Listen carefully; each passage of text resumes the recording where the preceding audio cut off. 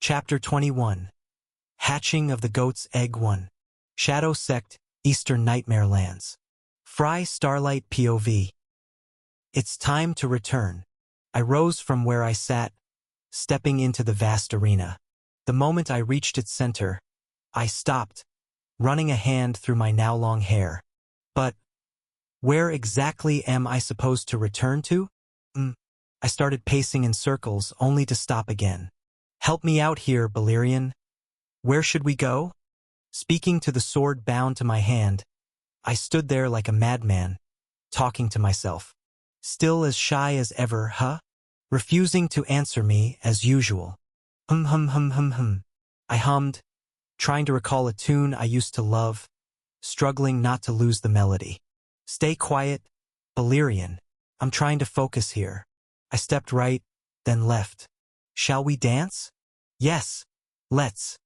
With sudden enthusiasm, I moved wildly, my body swaying as I tapped my feet against the cold ground. Dance with me, Balerion. Let's dance. I cradled my sword gently as if it were a beautiful woman, twirling and spinning with it.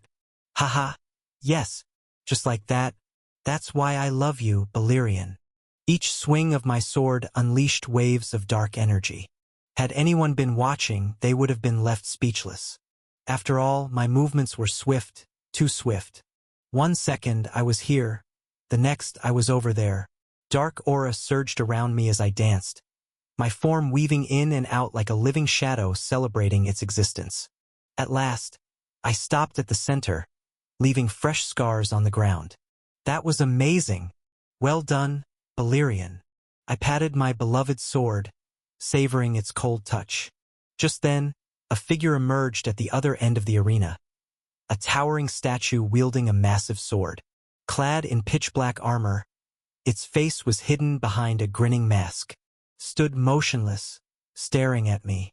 A grin spread across my own face in response. Smaeli, you're here. I approached him in an exaggerated, playful manner. Is it time already, Smiley? I called him that because of the permanent smile on his mask. My steps quickened, leaving only afterimages behind. In the blink of an eye, I materialized before Smiley like a phantom, swinging Balerion with relentless force. He intercepted the strike with his colossal sword, sending shockwaves rippling through the arena. But I didn't stop. Still airborne, descending slowly, I struck once, twice, dozens of times. Each slash carved arcs of black energy into the air, carrying an overwhelming force. Each time our swords met, violent gusts erupted around us. When my feet finally touched the ground, Smiley and I were caught in a whirlwind of clashing steel. I attacked and he parried, his speed matching mine with terrifying precision. Smiley countered, but my enhanced falcon eye saw everything. Black clashed against black, darkness against darkness. Then, in a single instant, the battle was over. Smiley's final strike sent me hurtling across the arena.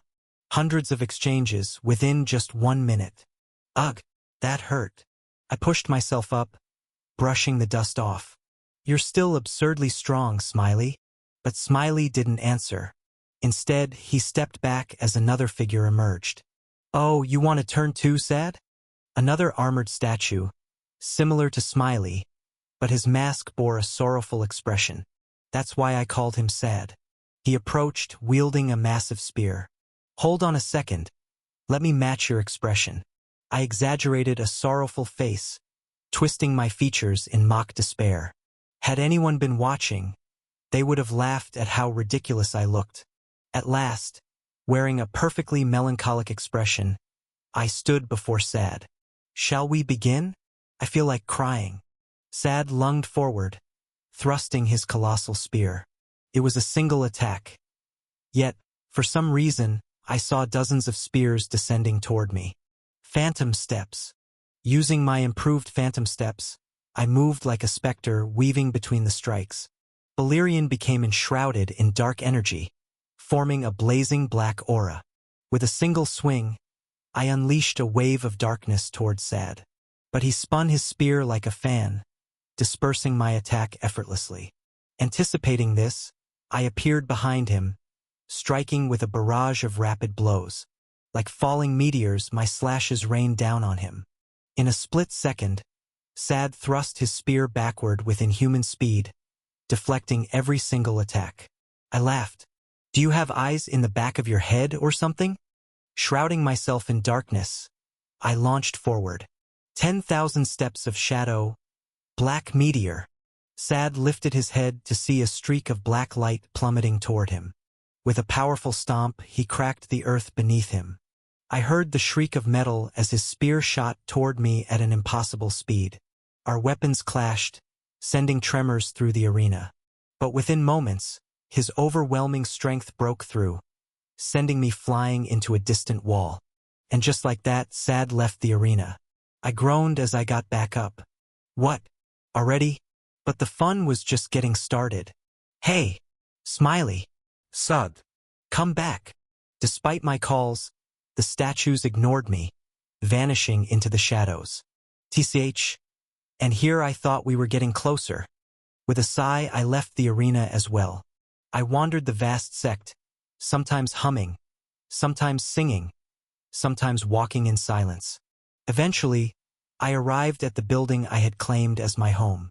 Inside, it was empty, just a tattered cloth in the corner that served as my bed, and a single laptop resting atop a massive rock I used as a desk. I booted up the laptop, now containing a third folder, titled My Memoirs.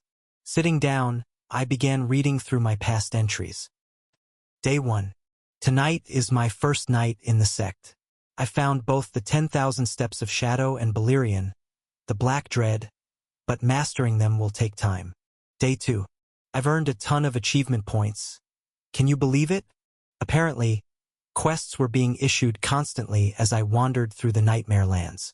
I completed most of them without even realizing it, earning myself a small fortune. Pretty great. Huh? Day 10. I've memorized most of 10,000 Steps of Shadow and have begun practicing it. It's even harder than I thought. Day 15. Father, Mother, I still think of you every second. You are the fire that keeps me going. If you ever read this one day, just know, I love you both. Day 20. I spent some of my hard-earned achievement points from missions to upgrade my skills to rank A. Now, Hawk's Eye grants me perfect night vision and even slows down time slightly when I'm under attack. Meanwhile, Ghost Steps has turned me into a literal phantom. My speed more than doubles, making me vanish the moment I move. I'm getting stronger, but it cost me 2,000 damn points. Day 40. The deeper I immerse myself in 10,000 Steps of Shadow, the more strange visions plague me. Something new has also appeared in my status. Shadow Adaptation 07. What the hell is this? Day 60. The statues have returned. They come once a day, beat me senseless, then leave. What the hell do they want? Day 80. I've barely been able to keep track of time. If it weren't for Ada's supplies, I might have starved to death by now. I tried leaving, but the statues blocked my way. I guess I'm not ready yet. I finally uncovered the secret behind SSS rank aura, and it was no joke. Day 100. Valerian and I have become the best of friends. He's always by my side, clinging to me. Isn't that wonderful? Day 120. Sometimes I wonder, which son of a bitch threw me into this world? I swear I want to shove Valerian up his ass. Day 140. Empty. Empty. Empty. Day 300. I've fully mastered 10,000 Steps of Shadow, but I still can't unleash its full potential because I'm still too weak. Day 365. Oh, so it's been a year, huh? I pressed a finger to my temple, tapping my skull lightly. The wild gleam in my eyes gradually faded into something calmer. And just like that, I'm back. At some point, I realized that if I kept living like this, I'd lose my mind. So before that could happen, I made myself crazy on purpose. It was the only way to survive. And it worked. I created a mental switch in my head, one that lets me revert to my normal self whenever I press it. Though, considering all of this is happening in my mind, I have to question my sanity. Maybe I've already lost it. I glanced at the status window on my laptop. Chapter 22. Hatching of the Goat's Egg 2. Host: Fry Starlight, Dual Soul. Class: Swordsman. Talent: A. Current rank: D. Strength: E+. Speed: D. Agility, D. Endurance: C. Aura, SSS. Magic: G. Swordsmanship LV.2, limit broken. The user can now reach level 7. Talent, Swordsmanship, Aura Manipulation. Combat style: 10,000 Steps of Shadow. Skills: Hawk's Eye, rank A. Grants night vision, zoom-in/zoom out vision, and long-distance sight. Bonus effect: slight time dilation when under attack. Can see through lower-rank stealth techniques. Phantom Steps. Rank A. Doubles movement speed and silences footsteps. Bonus effect: the user momentarily vanishes when moving at extreme speeds. Seduction. Rank F. Induces attraction in the target with a stronger effect on the opposite sex. The effect weakens if the target is stronger than the user and may not work at all if their rank is 2 tiers higher. Abilities: Shadow Adaptation, 07. System note: what? You want me to praise you? You're still as weak as a larva, so don't get ahead of yourself. Current achievement points: 6,000. Not bad, right? I climbed all the way from F rank to D-. I should thank Ada later for the training potions. I stared at Shadow Adaptation. At first, I didn't understand what it meant. But after countless battles against Smiley and Sad, and enduring blow after brutal blow, I started to get it. Every time I learned my opponent's fighting style, a strange black mist would rise around me. A moment of enlightenment would strike, and suddenly, I'd instinctively counter their moves. It was just my theory, but if I truly mastered Shadow Adaptation, I might become the ultimate counter to every combat style. Just the thought sent shivers down my spine. I still don't know where this power came from or what exactly happened that day. After all, I never wrote anything about it. But I welcomed the extra strength. My gaze dropped to the bottom of the screen. I smirked at the sight of my achievement points. Even after spending 4,000 points to upgrade my skills and another 1,500 to unlock talents, I still had plenty left. The reason was simple. I checked my missions tab. Main mission: successfully acquire 10,000 Steps of Shadow, plus 2,000 AP, completed. Side missions: survive the Shroud of the Dead, plus 300 AP, completed. Escape the Forest of Fear, plus 500 AP, completed. Survive the Lunaria Mountains, plus 300 AP, completed. Apparently, the system had been assigning missions all along, and I'd been completing them without realizing it. I felt like an idiot. If I had checked my missions earlier, I might have been able to anticipate the dangers ahead.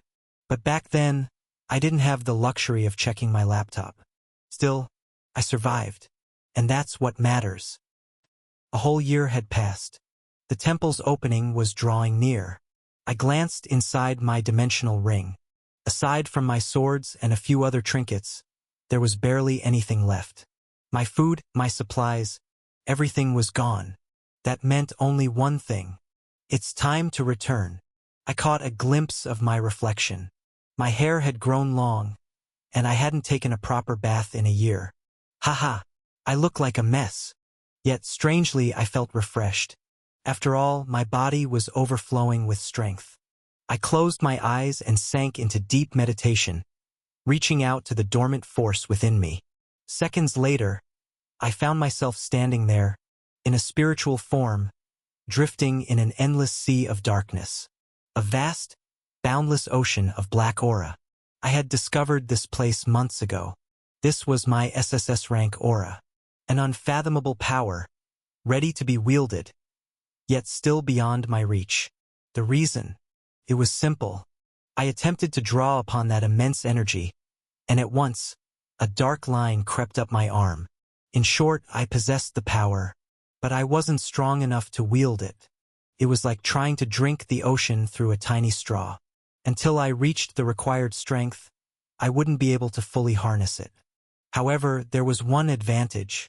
With this endless sea of aura, I could fight without the fear of running out. That alone was an incredible asset. I stored my laptop back in my dimensional ring and took one last look around. This small, humble room had been my home for an entire year. Thank you. I stepped forward, making my way toward the stairs. Will Smiley and Sad let me leave? This time I had no choice, I had to go. If they stood in my way, I'd have no option but to fight them to the death. I was D rank, but only a fool would think that was my limit. And the reason for that was clutched firmly in my grip. Balerion the Black Dread, one of the few SS rank swords in existence. Whenever I wielded Balerion, my strikes felt effortless, flawless, as if the sword was merely an extension of my own body. With this blade, I could easily face opponents 2 entire ranks above me. Unfortunately, I'd have to conceal it once I returned. There were only 7 SS rank swords in the entire world, after all. I reached the stairs where they were waiting, Smiley and Sad. Yo! Did you guys miss me? I strolled toward them. The two turned, their expressions unreadable. Dark aura erupted around me, suffocating the air with killing intent. I'm sorry, but I have to go. I stood my ground, bracing for their attack. But contrary to my expectations, Smiley and Sad simply stepped aside, clearing my path. My aura vanished. I gave them a wary glance. You're really letting me go? You're not planning to attack the moment I step forward, are you? They remained silent, motionless, like statues. And strangely, I felt a sense of familiarity with these statues. Alongside Balerion, these two had been my roommates for an entire year, even if they had been anything but kind. As I passed between them, I took one final look before giving them a nod. And at that moment, both Smiley and Sad nodded back. I blinked in surprise before bursting into laughter, descending the stairs. At the bottom, I turned to gaze upon the sect of shadows one last time. I had never done this before, but somehow I knew this was their way of saying farewell. So I did the same. I lowered my head in respect. Thank you for everything. And with that, I left the Black Mountain. Snow crunched beneath my boots as I walked through the frozen wasteland. Ah, here we go again. Balerion trembled violently in my grip. Calm down.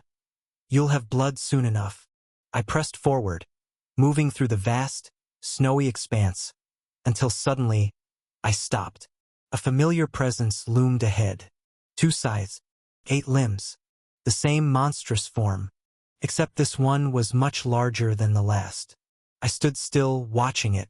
Then, a twisted grin spread across my face. Oi, over here! I called out to the abomination. Its head snapped toward me before it let out a deafening roar and charged. It's been a while, hasn't it? The scythe abomination lunged, but I vanished just as its blade was about to hit. Now perched on its arm, I casually patted the beast. Your cousin and I were close friends. It swung its second scythe, but I was already gone. Dancing around the abomination, I swayed side to side, my movements erratic. Don't be like that. You and your cousin both tried to cut me down, after all. Do you know what your cousin did? The abomination ignored my words and attacked, its speed terrifying. In that instant, crimson blood splattered across the snow. He cut off my hand. The monster's arm and its scythe flew through the air, severed in a single stroke. It didn't even know what had happened. It didn't even realize where the attack had come from. Blood gushed from the wound as the abomination howled in agony, wildly swinging its remaining blade. Everything moved in slow motion, thanks to Hawk's Eye. As you can see, I like to return favors. And since your cousin isn't around anymore, you'll have to take this in his place. The abomination's scythe reached my face, but in that instant, 10 copies of me appeared before it. 10,000 steps of shadow mirage. The 10 figures struck simultaneously, piercing through the abomination's body. The illusions merged back into one, now standing behind the beast. And just moments later, The abomination's body exploded into 10 separate pieces, collapsing into a crimson pool. I wiped my blade, frowning. I still can't do more than 10 strikes. In truth, those weren't clones. They were afterimages. Mirage was a flurry of strikes, executed so fast that it created the illusion of multiple versions of myself attacking at once. In that single moment, I had struck 10 times, making it appear as if there were 10 of me. But this was far from enough. After all, Chun Ma, the previous wielder of this technique, could unleash 10,000 strikes in an instant. I ran a hand through my hair, sighing. Looks like I still have a long road ahead. That night, a new predator was born within the Nightmare Lands. Chapter 23, Homecoming 1. Fry Starlight POV. Snow here and snow there. A mountain here and a mountain there. I took a deep breath, letting the crisp, cold air fill my lungs. My gaze wandered over the vast, untouched landscape. You know, Valyrian, back then, I was too busy running for my life to truly take in this place. It's beautiful, don't you think? The terrain had shifted the moment the gates appeared. The very air and ground had become saturated with aura, reshaping the land itself. Oh, that reminds me. I reached into my ring and pulled out my personal laptop. Let's not repeat the same mistakes. There might be a new quest. Opening the screen, I navigated to the quest log. Bingo! I was right. A new side quest had appeared. Return to the gate before time runs out. Reward: 500 achievement points. Time remaining: 5 hours 46 minutes and 20 seconds. I stared blankly at the screen. It expects me to cover all that distance in just 5 hours? Pfft! Ha ha ha! I burst into laughter. And here I thought I was the crazy one. Turns out the system is even worse. It had taken me days to reach this point. Granted, I only traveled in the mornings. Not to mention all the detours I had to take to avoid the nightmare creatures. But you know what? This might be the perfect chance to test my strength. I stretched my legs, took a deep breath, and assumed a runner's stance. You better keep up, Valyrian. We're about to put on one hell of a show. Phantom steps. One moment, a boy stood in the middle of a snow-covered field. The next, the field was empty, as if no one had been there at all. The world blurred around me as I moved at an insane speed, the wind howling against my face. This is incredible. I rushed into the cave where ancient skeletal remains lay dormant. Ahead, the broken bridge I had once destroyed loomed over the abyss. The gap was massive, but I cleared it in a single leap. As I entered the narrow tunnel, I let out a loud shout. Wake up! Wake up, you fools! Dinner time! As if answering my call, the skeletons stirred. The eerie sound of grinding bones filled the air as they lunged toward me. Haha! Yes, that's it. Come at me! I extended my sword forward and spun at blinding speed. The moment the skeletons got too close, they were instantly shattered.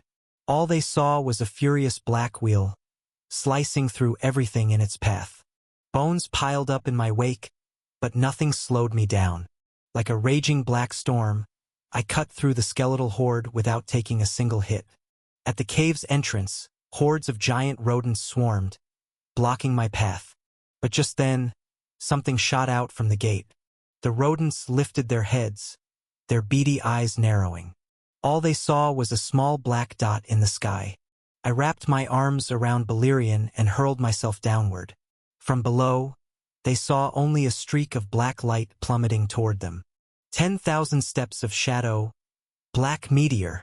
The moment I crashed into the ground, dozens, no hundreds, of rodents were sent flying in every direction.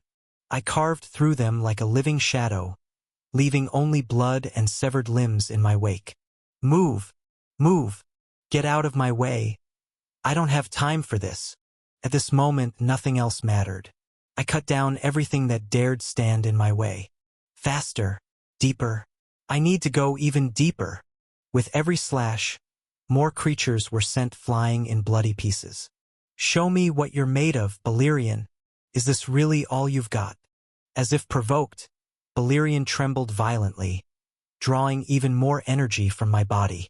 His strikes grew sharper, heavier. Yes. Haha. That's what I like. And then, in mere moments, I reached the edge of the cliff. Clear the way. I'm coming through. With those words, a madman leaped from the top of a towering mountain. The wind howled, my hair whipping against the sky as I plummeted at terrifying speed. I'm free. I laughed wildly, exhilarated by the sheer thrill of the fall. As the ground rushed toward me, I twisted my body and plunged Balerion into the mountain surface, dragging it along the rock face. Sparks exploded as friction slowed my descent. Luckily, Balerion was sturdy enough to withstand the process. By the time I hit the ground, my speed had dropped just enough to absorb the impact. I looked up. A straight, scorched line now ran down the mountainside. Look on the bright side, Balerion. We left our signature behind. Wasting no time, I dashed toward the forest ahead. The trees blurred past as I leaped from branch to branch. Don't be mad, my friend. I had to do it, or I would have died from the fall. My sword was acting like an annoyed Sundara again. Giant crabs scuttled through the forest. One lifted its head. In the next instant, the world flipped upside down. Its severed head landed beside its still-standing body. These creatures were no longer a challenge. I glanced at my right hand. The engraved circle was still there. Good. Still intact. Back then, I had lost my right hand. I feared that meant losing my connection to the return gate as well. But thankfully, it was still here. I channeled my aura into the engraving, causing it to glow with white light. Instantly, I sensed the gate's location. I tore through the crab-infested forest until I reached familiar ground. My steps slowed almost instinctively. All right, the madness ends here. This was the same place where the Miststalker had attacked me before. Yes, I had grown stronger, but compared to that thing, I was still nothing more than an insect. The memory of that encounter was carved deep into my body. So deep that even the mere thought of facing it again made my skin crawl. I moved cautiously, releasing my aura to scout the surroundings. I couldn't cover much ground, but it was enough to sense what lay ahead. Fortunately, the mist was shifting, constantly in motion. There was no sign of it anywhere. Still, I had lost a lot of time. I might have failed the quest. A few minutes later, I stood before the gate. I pulled out my laptop and checked the screen. Return to the gate before time runs out. 500 achievement points. Completed. Time remaining, 12 minutes and 45 seconds. Barely made it, huh? Less than 15 minutes to spare. Had I not hesitated in the misty lands, I would have arrived much sooner. But whatever. At last, I was leaving this cursed place. This was where I had experienced terror unlike anything before. This was where I had come closest to death. But I had survived. And now the journey ends. I activated the gate. A white rift appeared before me. I was just about to take my first step through the gate when I suddenly stopped. Ah, I almost forgot. I glanced at the companion clinging to my hand. Sorry, my friend, but no one can see you right now. Lifting my hand high, I spoke softly. You know I love you, but we don't have a choice. Balerion responded immediately, glowing with a deep purple light. A burning sensation spread across my skin. Painful? Maybe. But something of this level no longer fazed me.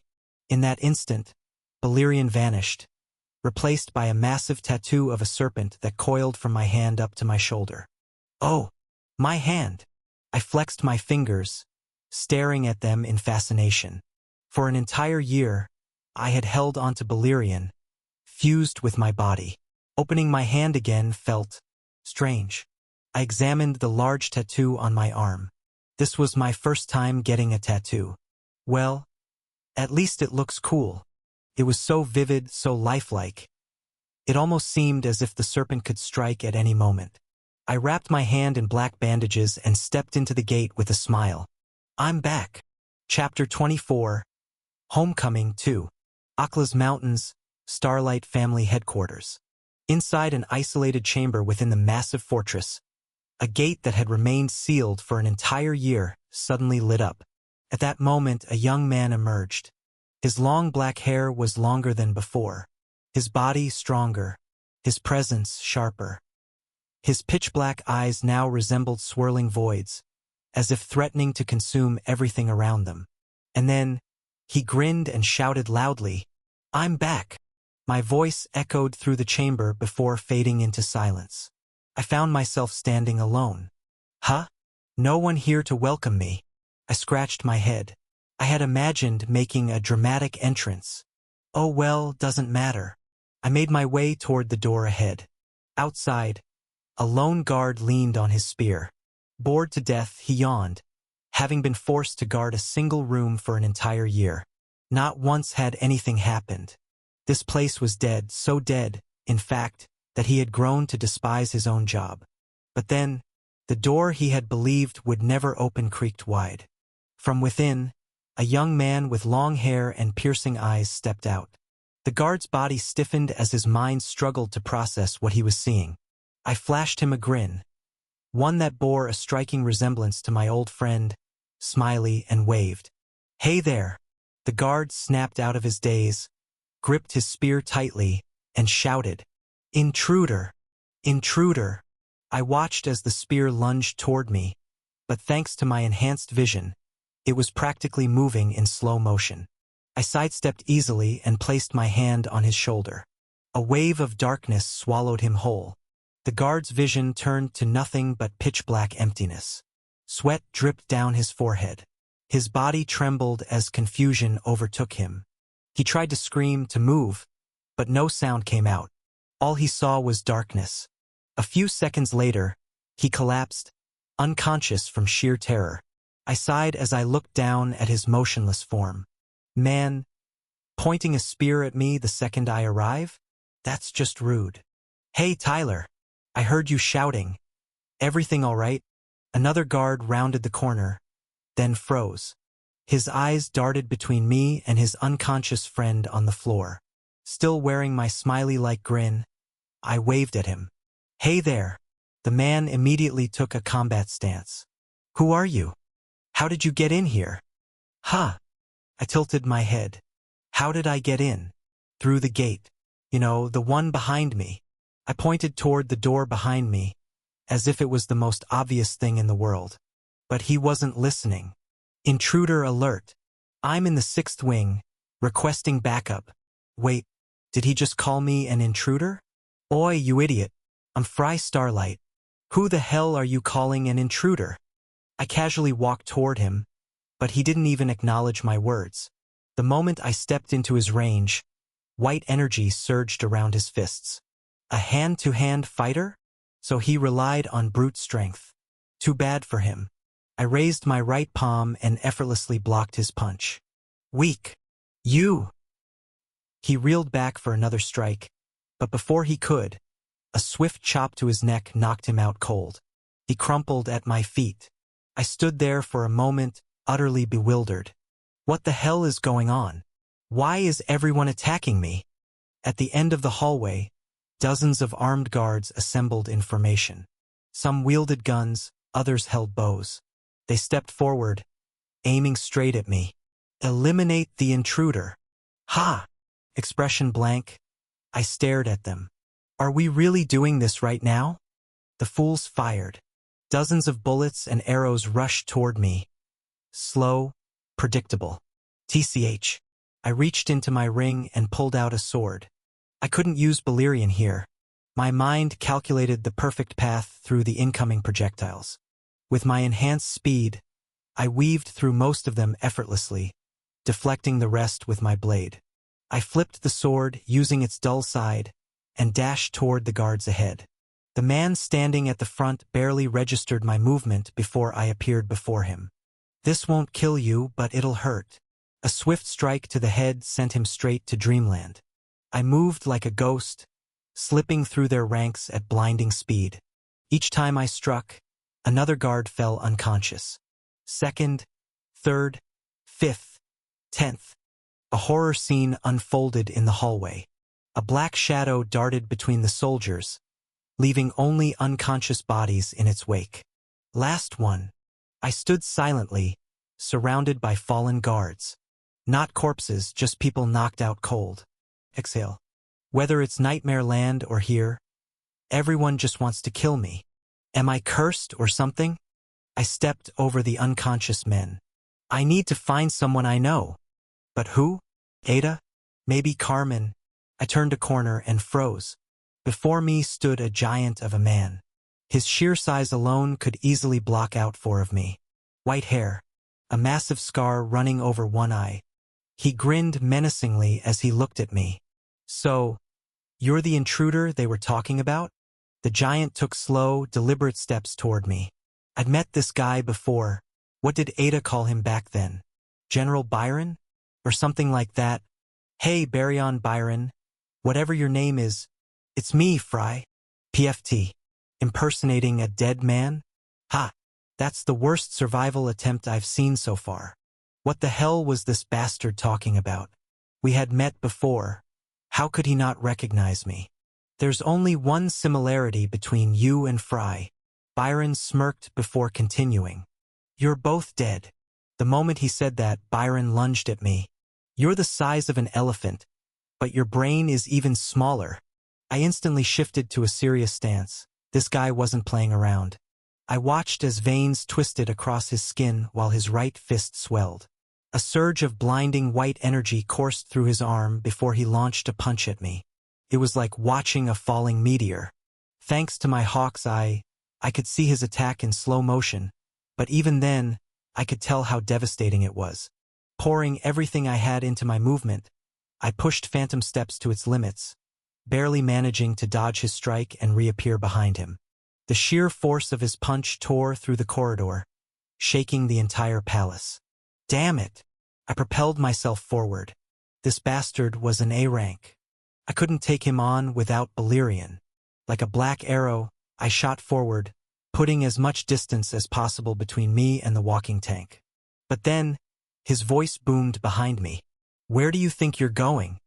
Byron planted his feet firmly into the ground, taking a combat stance. Then, with a series of powerful thrusts, he unleashed 4 consecutive energy blasts shaped like massive fists. TCH. I twisted my body midair, channeling all the aura I could muster into my sword. 10,000 steps of shadow, black cutter.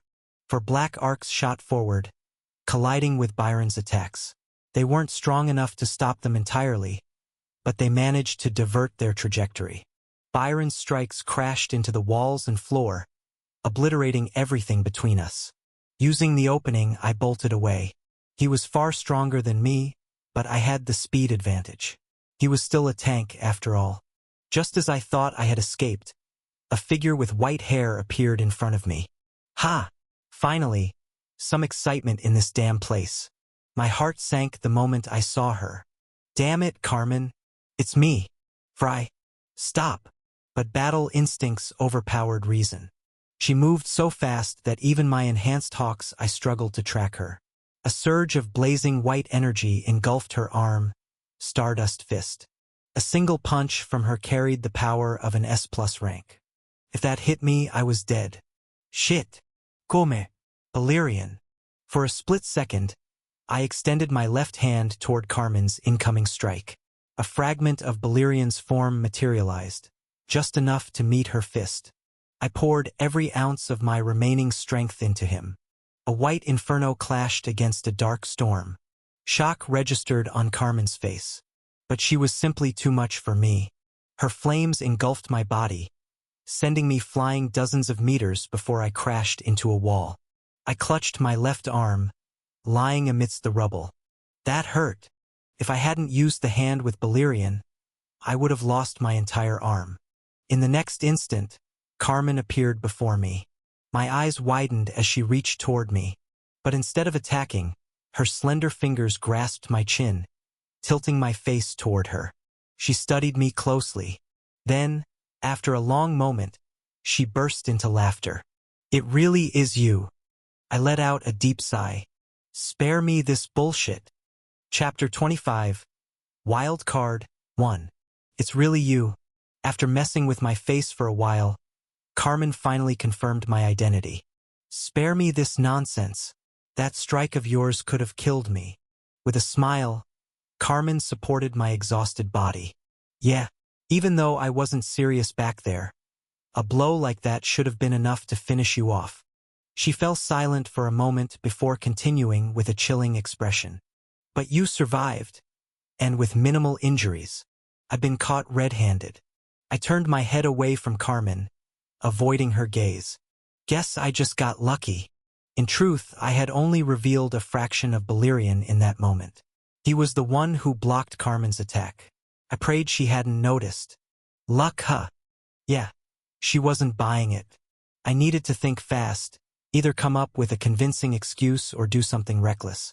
I don't know since when luck can block an S-class strike, but you were right about one thing, you were lucky to run into me before the others.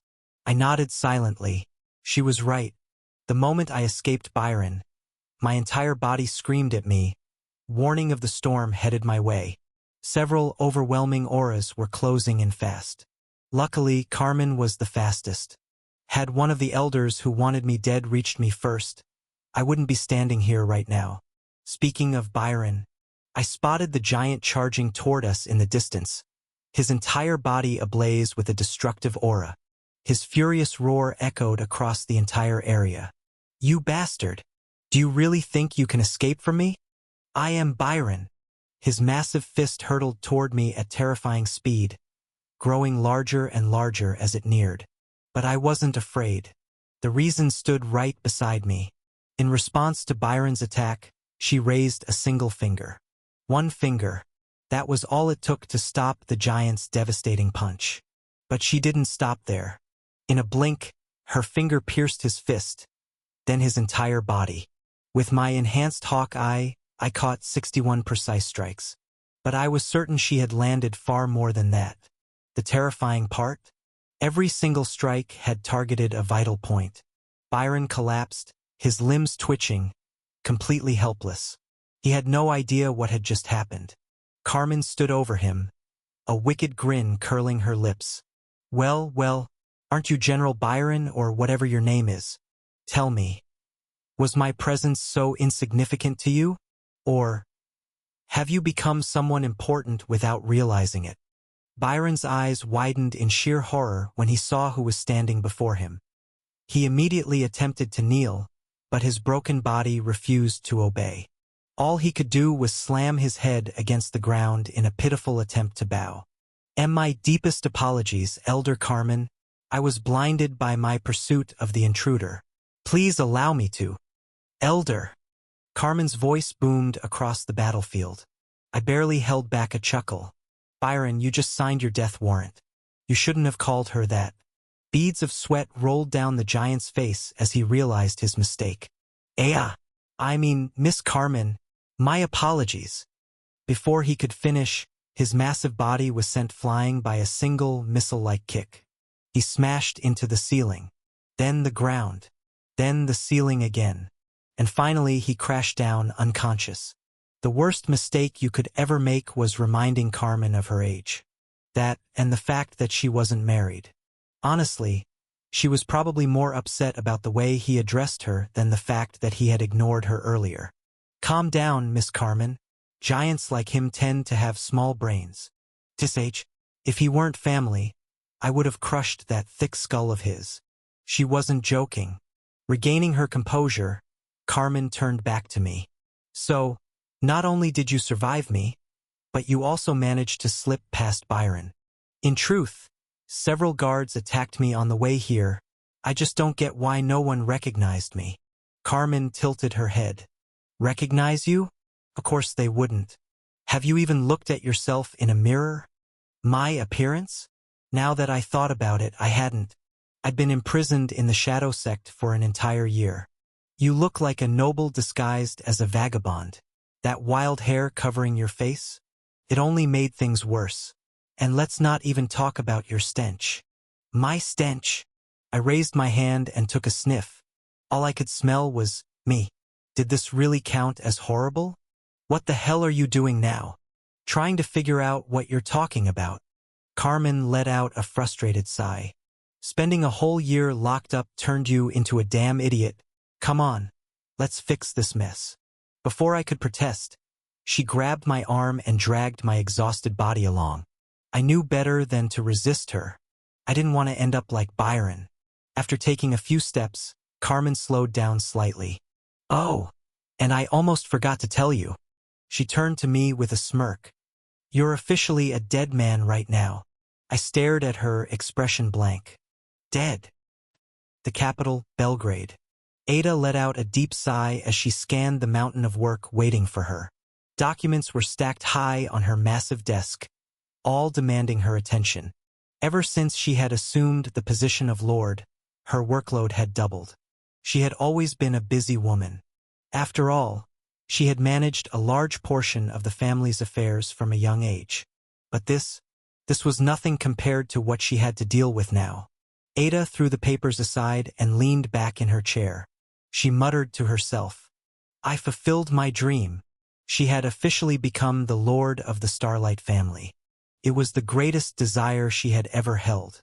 Ever since her late father, Abraham Starlight, had left behind a will naming her brother, Fry, as the rightful heir, Ada had felt neglected, like a mere shadow in the corner, disregarded by the very person closest to her, her father. So she worked. She sacrificed her childhood, a portion of her youth. She honed her skills, expanded her knowledge, and built a name for herself. She accomplished what no one else her age had ever done. She didn't just want the title of Lord.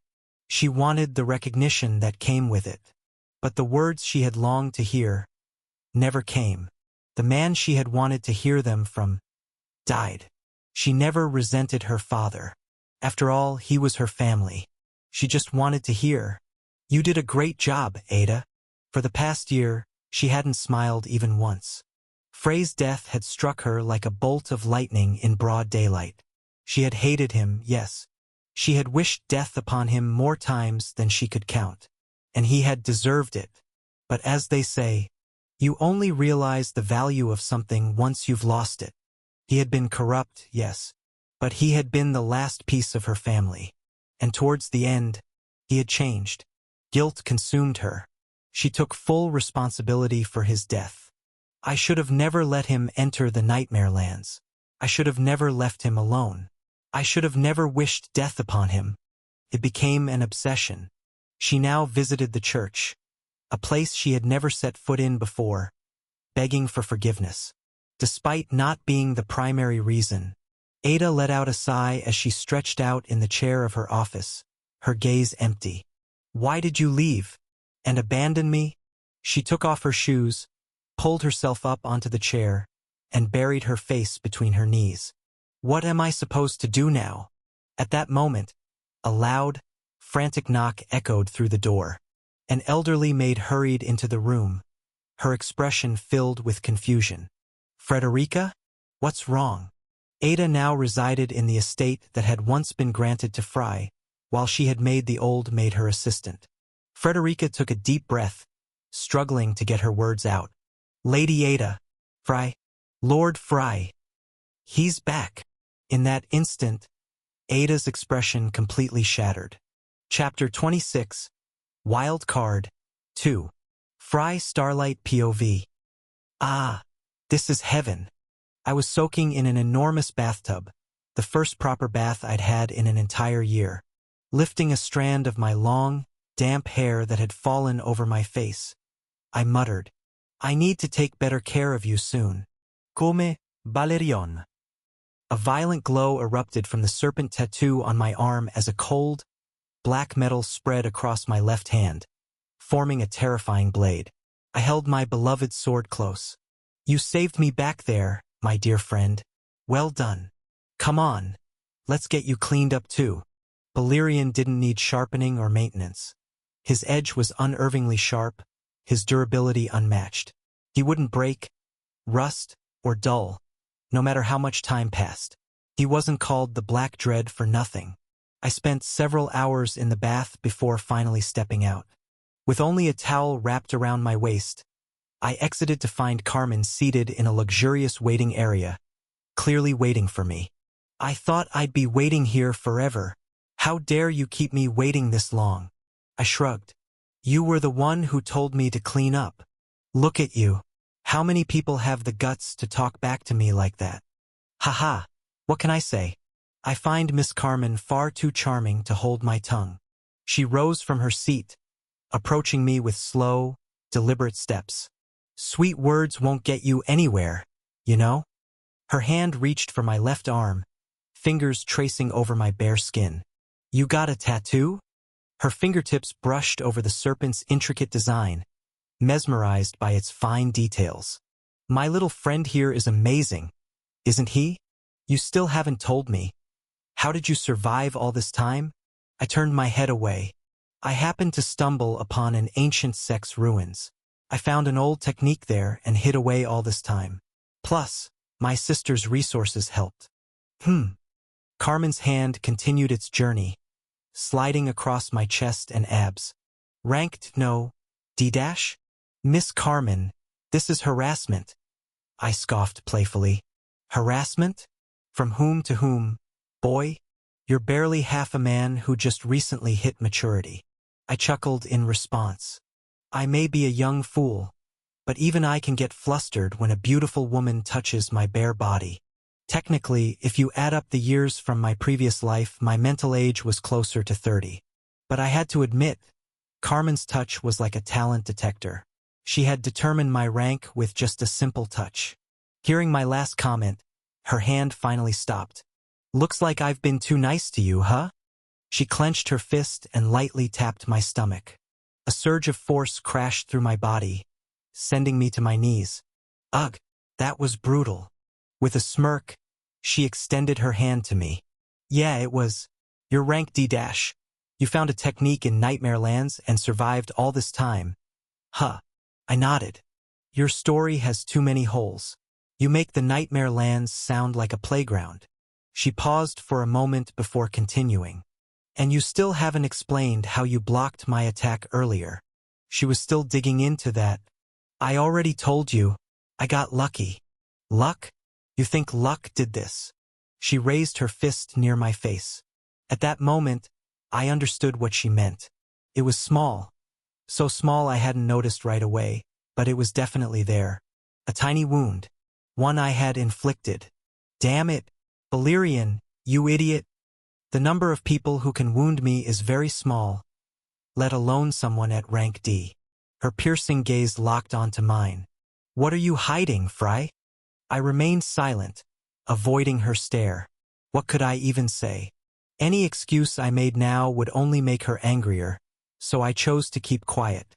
After a long, tense staring contest, she finally backed off. Fine. Everyone has their secrets. Exhale. Thanks for understanding. Carmen returned to her seat while I took the chance to put on some clothes. Then a thought struck me. Miss Carmen, forgive my curiosity, but I've always wondered, why are you helping me? She paused just as she was about to light a cigarette. That's a bit of a late question, don't you think? True, it had been a whole year. Better late than never. Tisk.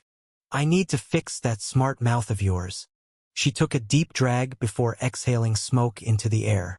I have a good eye, Fry, and I trust my instincts. Instincts, huh? Did she really help me all this time just because of a gut feeling? Carmen remained silent for a while, her face unreadable as she took another drag of her cigarette. Then she met my gaze. Well, that's part of it. But I also owe him a great debt. Him? I asked, intrigued. Your father. Oh, unfortunately, I knew next to nothing about that man. I sat down across from her. I appreciate it. Thank you. I don't need your gratitude, boy. I do what I want. I chuckled. Of course. For the next hour, she caught me up on everything I had missed over the past year. At first, I didn't care much. This world's affairs didn't really concern me. But then, my body stiffened when she mentioned the main event. The Emperor's wife and daughter were kidnapped by the Ultras. A brutal battle ensued, with the entire noble families taking part. In the end, they managed to rescue the Emperor's daughter, but the Empress didn't survive. I gripped my head tightly. This is a disaster. Noticing my sudden shift in demeanor, Carmen raised an eyebrow. What's the matter? I didn't bother answering. After all, I had just realized how much of an idiot I was. How the hell did I forget such an important event? The Ultra's assault on the castle. It was a major incident, one where Fry had been deeply involved in the original story. The Emperor's daughter had been Frey's childhood friend. Weak and powerless, he had turned to the Ultras, seeking the support of demons. In exchange, they demanded proof of his worth. He delivered by aiding in the princess's abduction, exploiting her trust in him. In the end, the girl died, and Fry obtained the power he sought. But that very incident became the reason for his eventual demise. That was how it was supposed to happen. But I had unknowingly rewritten the entire event. At the moment when Fry should have caused the princess's death, I had been trapped within the Sect of Shadows. The princess, who was supposed to die, was still alive. A wild card had just entered play. A variable that would shatter the course of events completely. Damn it! I cursed under my breath. Even a single unexpected factor was more than enough to alter everything. Just the fact that she had survived was bound to set off a ripple effect, reshaping the future I thought I knew. Frey's fate had changed. What do I do? Should I go and kill her now? Impossible. I'd die before I even set foot inside the palace. Suddenly, Frey's memories of the girl surged through my mind. Damn it. Fine. Whatever happens, happens. I don't care, so long as she doesn't stand in my way. Oi, Fry, have you lost your mind? Why are you mumbling to yourself? Carmen's voice snapped me back to reality. Sorry, it's become a habit. Well, don't overdo it. Try to keep yourself together. Just then, Carmen's eyes gleamed. Looks like they're here. I frowned. Who? She smirked. Come see for yourself. Your return is the biggest event in the entire empire right now. I stood up and followed her. Seriously. As we walked, we passed several servants who were rushing toward us, clearly about to deliver the same news. But Carmen had sensed their arrival far sooner. Her presence alone seemed to dominate the entire estate. When we reached the gates, I saw a massive procession of carriages coming to a halt. There were so many. Do I really have to deal with this? With a teasing smile, Carmen responded, Yes. I sighed. At that moment, a familiar figure with white hair came sprinting toward me. Ada. I smiled warmly and waved at her. But she didn't stop. Instead, she threw herself at me, wrapping her arms around me so tightly that I struggled to breathe. I froze. I hadn't expected this. Her sobs filled my ears, her voice trembling as she whispered, You're back. You're really back. Tears streamed down her face like twin waterfalls. For a moment, I hesitated. I didn't want to form any ties to this world. But this girl was different. I wouldn't have survived without her. Even after everything the old Fry had done to her, she had still been my greatest support. Just this once. I returned her embrace, whispering softly into her ear. I'm back, Ada. At the grand entrance of Starlight Manor, under the watchful eyes of all present, the siblings reunited. Some were in disbelief. Some were stunned. And Leonidas, watching from the back, surrounded by his entourage, was furious. Abraham's son was alive.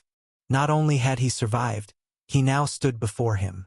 Even as he held his sister in his arms, Frey's gaze cut through the crowd like a blade, locking onto Leonidas. A cold, predatory stare.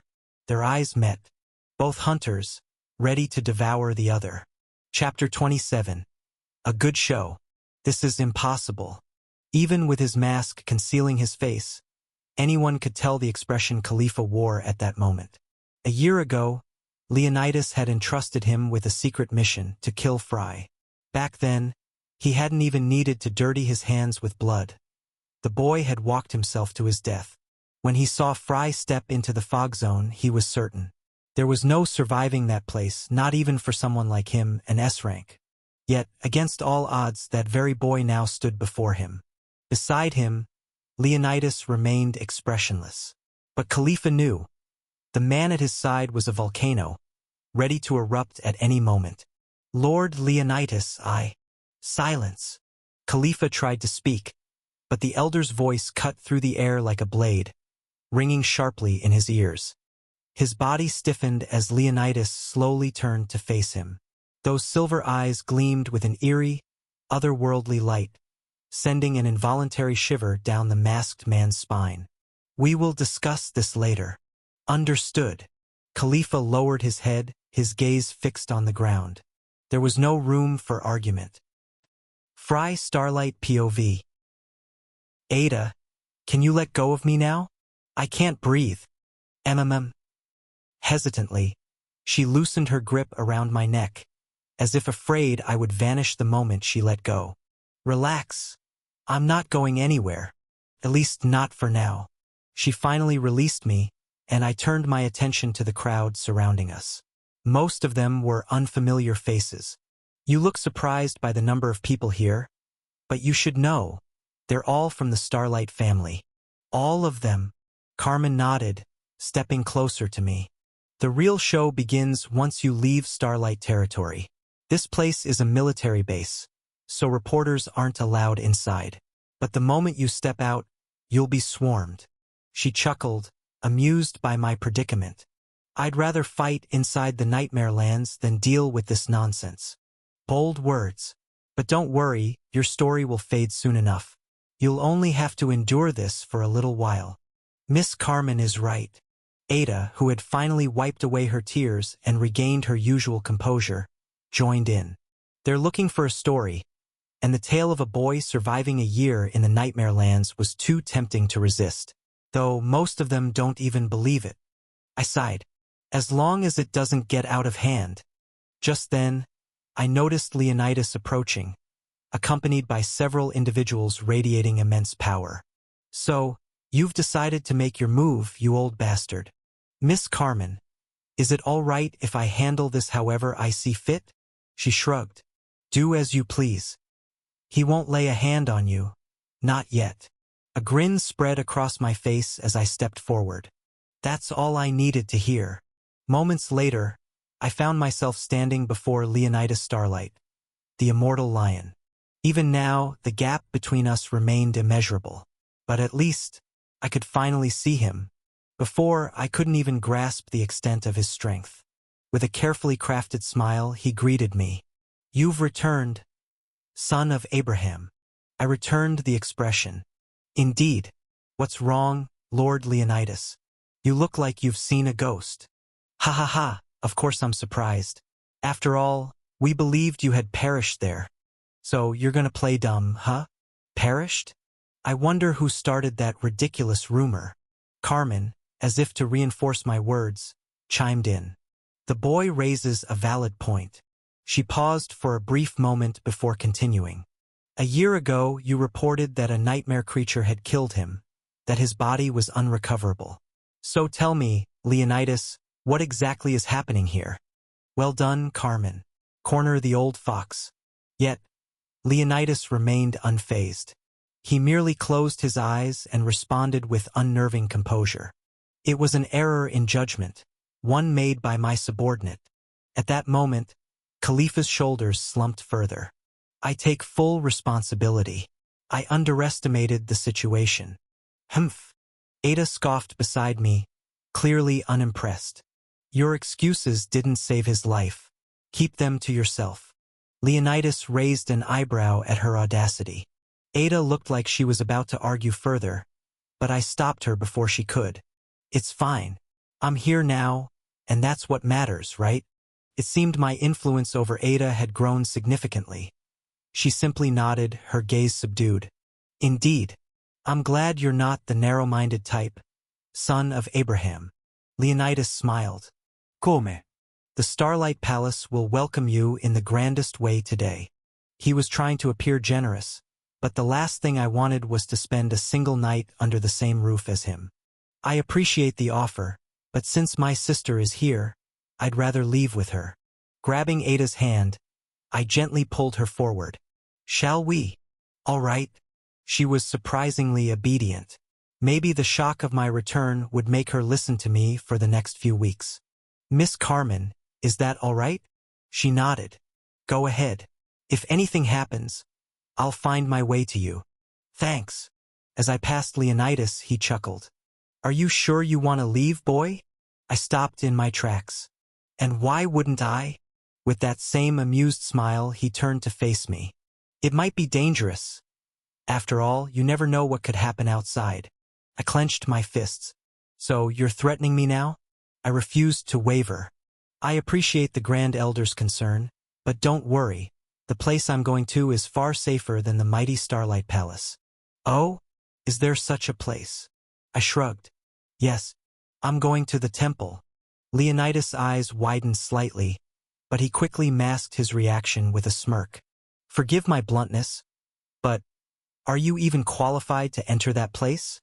A sinister smile, one eerily reminiscent of Smiley's, spread across my lips. I was waiting for you to ask that. Oh, trust me, I'm more than qualified.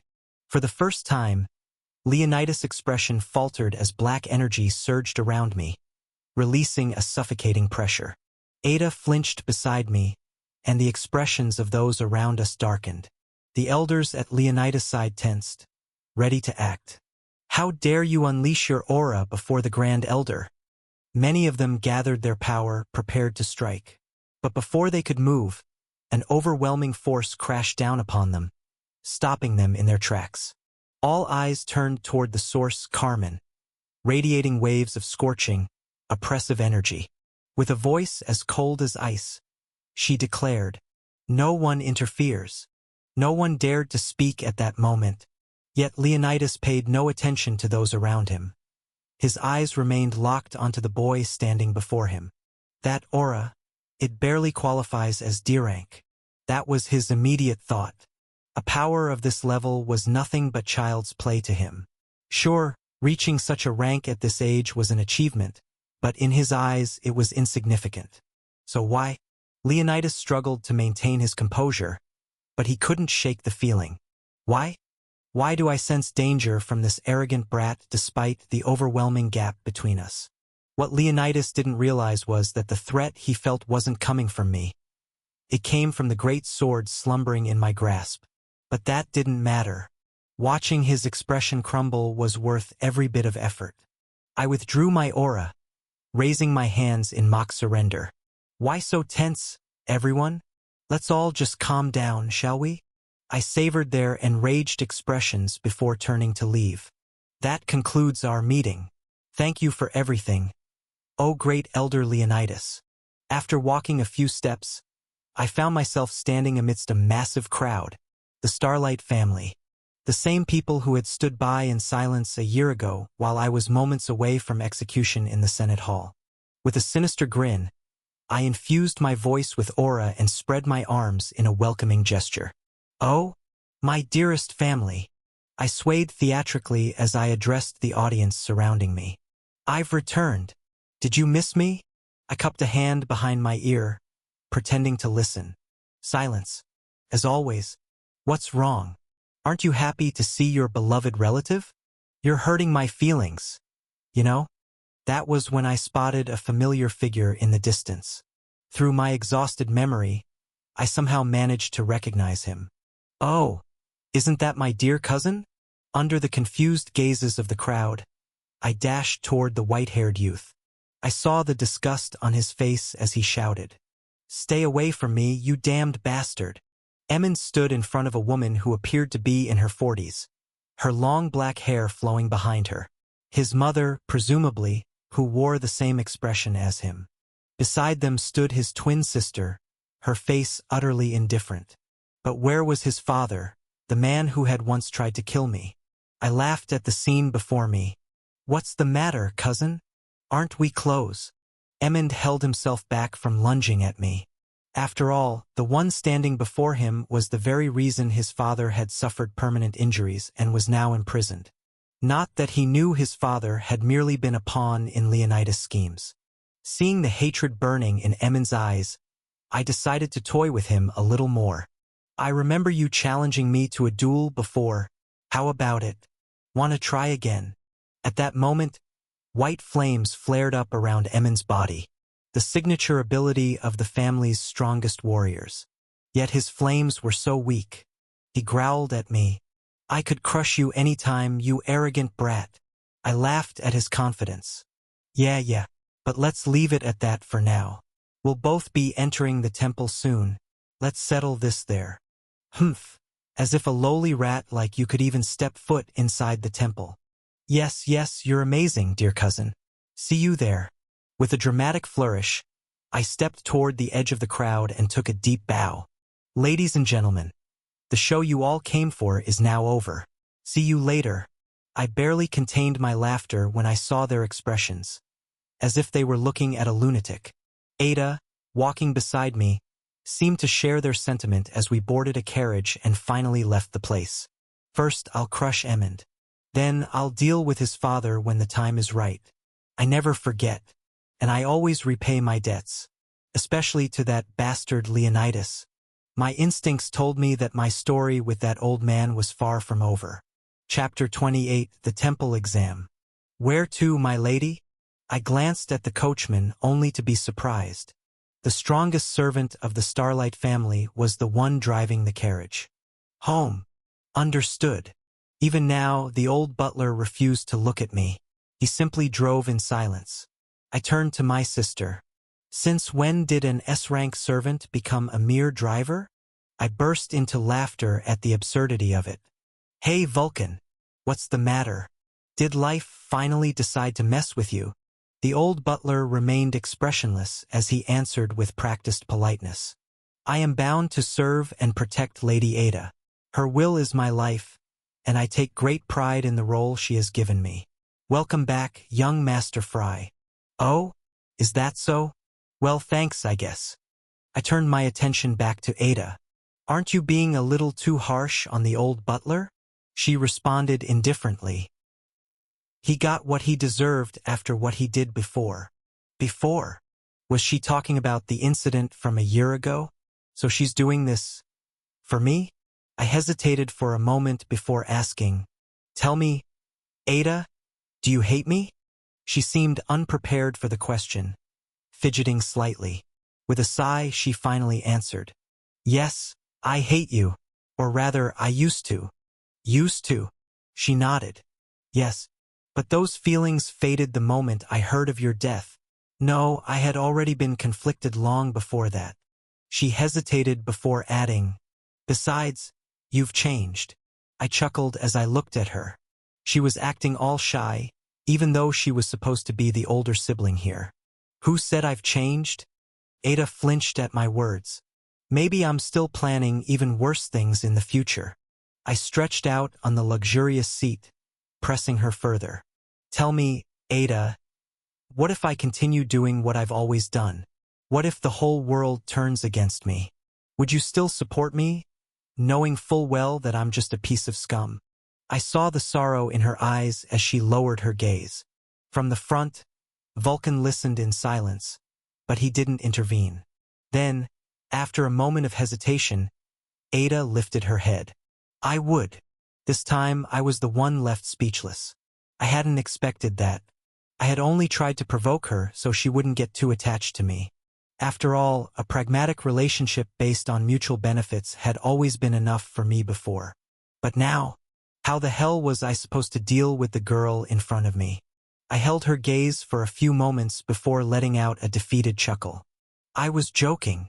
What? I don't plan on doing anything bad. So don't worry.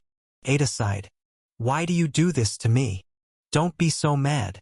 For now, all I need to do is enter the temple. At my words, she suddenly remembered something important. About that, Fry, you're a little late. Huh? Late? Yes. The entrance exams ended a while ago. My expression must have been ridiculous because, for the first time, Ada laughed when she saw me. Hee hee. Don't make that face. I'll use my position to arrange a private exam for you. My face instantly lit up. Really? Yes. At that moment, relief washed over me. After all, if I didn't enter the temple, I wouldn't be able to participate in the Victoriad, and everything I had done so far would be for nothing. Are you sure you can do this? Of course. I am the head of the family, after all. All right, she was the Lord. Lady Ada, is it really appropriate to use your authority like this? Ada's expression turned cold at the old servant's remark. Silence, Vulcan. My decisions are none of your concern. Forgive my impertinence. TCH. I chuckled. May the gods be with you, Vulcan. The following days passed in relative peace. Thanks to Carmen, Leonidas was temporarily restrained, and Ada had ensured that no one could meet me. As a result, I spent my days with her in our secluded manor. She had grown much closer, so much so that the coldness from before had completely disappeared. And yet I kept my distance. I did my best to push her away, reminding myself that I would be living in the temple once I was accepted. This was for the best. I couldn't afford to get attached to anyone in this damned world. A few days later, I was finally summoned to take the temple's entrance exam, thanks to Ada's influence. The exam was held in a separate section of the massive temple. Now I stood before an enormous facility that resembled a fortress. For a mere examination center, it was as large as the academies from my previous world. At that moment, I recalled that the temple itself was a small city in its own right. Of course, I designed it that way, to provide the perfect environment for the main characters to develop relationships. Only now did I start realizing how cliché I had been. Two individuals emerged from the facility's gates to greet me. Both wore formal black attire, one was a woman, the other a man. Behind me, Ada wore a sorrowful expression. You just got back, and now you're leaving again. I'm sorry, but I have to do this. She forced a smile as she bid me farewell. Make sure to visit from time to time. I raised my hand in acknowledgement, leaving her behind. I will. I approached the two figures waiting for me. In unison, they nodded. Lord Fry. Yes. This way, please. I followed them inside without protest. The facility's interior was built like an enormous prison. The technology used was highly advanced and seamlessly blended with aura magic, making it impossible for me to fully comprehend. After walking for some time, the woman in the lead finally spoke. Lord Fry, the special exam you're about to take is quite simple. The man continued where she left off. You will enter a simulation program developed within the temple to assess young talents. They exchanged a brief glance before the woman resumed. We will evaluate your strength, speed, intelligence, adaptability, and ability to think under pressure. That is the purpose of this exam. I sighed. I already knew all of this. After all, I was the one who wrote this nonsense in the first place. Still, I played along. Understood. Good. If you achieve satisfactory results and are accepted, the temple will provide for all your living arrangements, including accommodation and other necessities. If your results are height and outstanding, you will be placed in a class superior to the ordinary ones, the Abyss class. Now that caught my interest. Abyss students have access to exclusive, high-end accommodations and superior facilities. You'll receive a summary of the privileges later. They paused momentarily before delivering the part one had been waiting for. If Lord Fry achieves a top 20 ranking and demonstrates exceptional potential, he will enter the most prestigious class, the elite class. A smirk formed on my lips. This was my goal all along, the class where the main characters resided. We arrived at a gate leading to a massive combat arena. That will be all for now, Lord Fry. Face the exam in your own way. Best of luck. Thank you. I stepped forward. The arena was empty, but I already knew what would happen next. The surroundings shifted, transforming into a vast, fertile field. A simulated sky appeared above me, and I found myself standing on a lush green meadow. I knelt, touching the grass with curiosity, enjoying its realistic texture. This is incredibly lifelike. Then, a voice echoed from the void. Candidate number 5780, Fry Starlight. You will soon face creatures from the Nightmare Lands, along with various obstacles designed to target you. You have 1 hour to either survive or eliminate all threats in the area. If you die before the time is up, you will be disqualified immediately. That is all. Good luck. TCH. I chuckled. Did they really think I'd be afraid of their test? I who had survived an entire year in the Nightmare Lands. I already knew who was speaking. Professor Elena Shamra, a rank awakened and the mastermind behind this entire simulation. A massive timer appeared in the sky, counting down. At the same time, figures began materializing around me. Golem-like creatures. Enormous lizards. Even the giant crabs I had once fought in the past. Though these ones looked smaller and weaker. I stretched before drawing one of my prepared swords. A burning sensation flared in my left hand. Sorry, Balerion. I know you love to show off, but this stage isn't for you. With a smirk, I advanced toward the approaching creatures. Shall we begin? Inside the observation room overlooking the testing grounds, a striking woman with brown hair and a lab coat sat, her glasses resting on intelligent eyes. Professor Elena Shamra watched the young man preparing for battle. So this is Fry Starlight, the one they claim survived in the Nightmare Lands. Despite her interest, she found the rumors laughable. A mere F-rank boy surviving a whole year in the Nightmare Lands? Ridiculous. She was here to see him fail. After all, there had been plenty of talk about him, but she had yet to witness any proof of his abilities. At that moment, the door behind her opened, and a girl with white hair entered. The room's temperature dropped immediately. A breathtakingly beautiful girl with crystal blue eyes and pale skin. Elena smiled. Welcome back, Saris. Good work. The girl gave a respectful nod. Fry wasn't the only one who had taken a special exam. Saris Moonlight had just finished hers. Elena glanced at her tablet, where the results were displayed. At the center of the screen, the time was recorded. Remaining time, 41 minutes and 45 seconds. Impressive. You finished in just 18 minutes and 15 seconds. That's enough to place you in the top 3. Elena couldn't hide her admiration. Saris, however, remained expressionless. Is it really appropriate to share my results so openly? Haha. Don't be like that. You're special after all. Besides, we're not strangers. It hurts when you act so distant, you know? I am not being distant. This is how I speak to everyone. Elena Sigid. That is being distant. Saris was a D-rank awakened with an advanced trait, Ice. That alone was remarkable. But it seemed her emotions were frozen as well. She turned to leave, but Elena stopped her. Wait, where are you going? Saris tilted her head. I got my results, so I'm leaving. This girl. Why not stay? A good show is about to begin. Saris looked at the screen. There, she saw a young man with black hair tied in a ponytail, dressed in combat gear. She recognized him.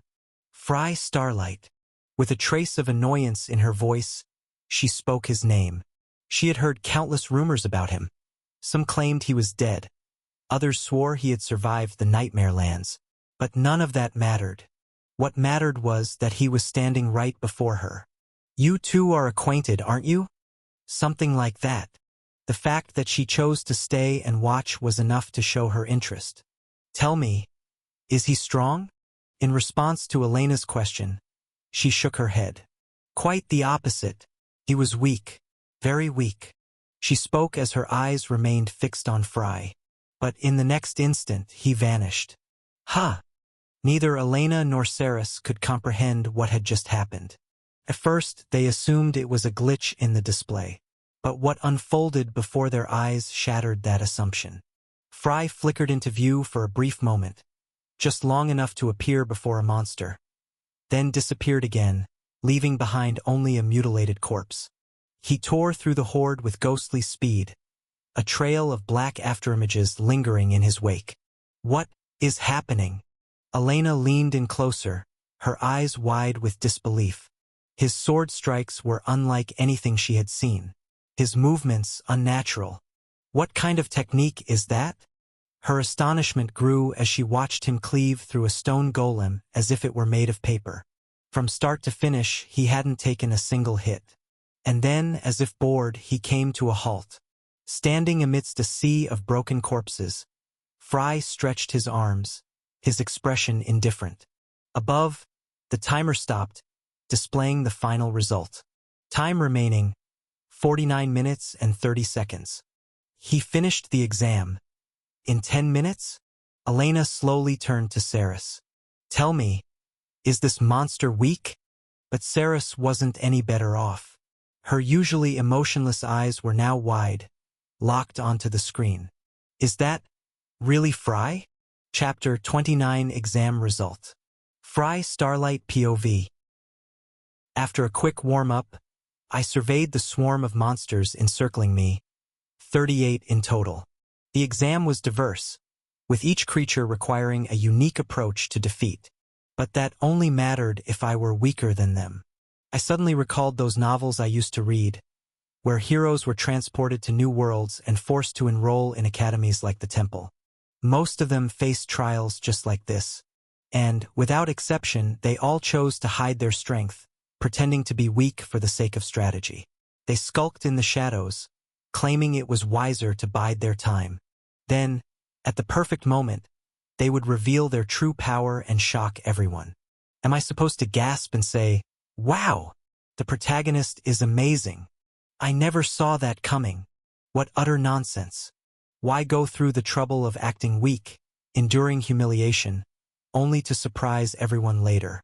Why not crush them from the start and spare myself the hassle?" Taking a deep breath, I unleashed my full strength. Phantom step.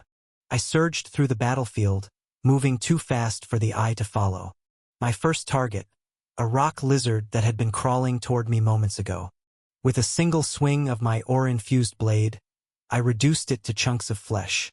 Grinning, I moved seamlessly from one monster to the next, my speed never faltering. Let me show you idiots how it's really done. A single slash severed the head of a crab abomination, and I pressed forward. The key isn't hiding my strength. It's hiding my trump cards. I would obliterate everything in my path from the very start.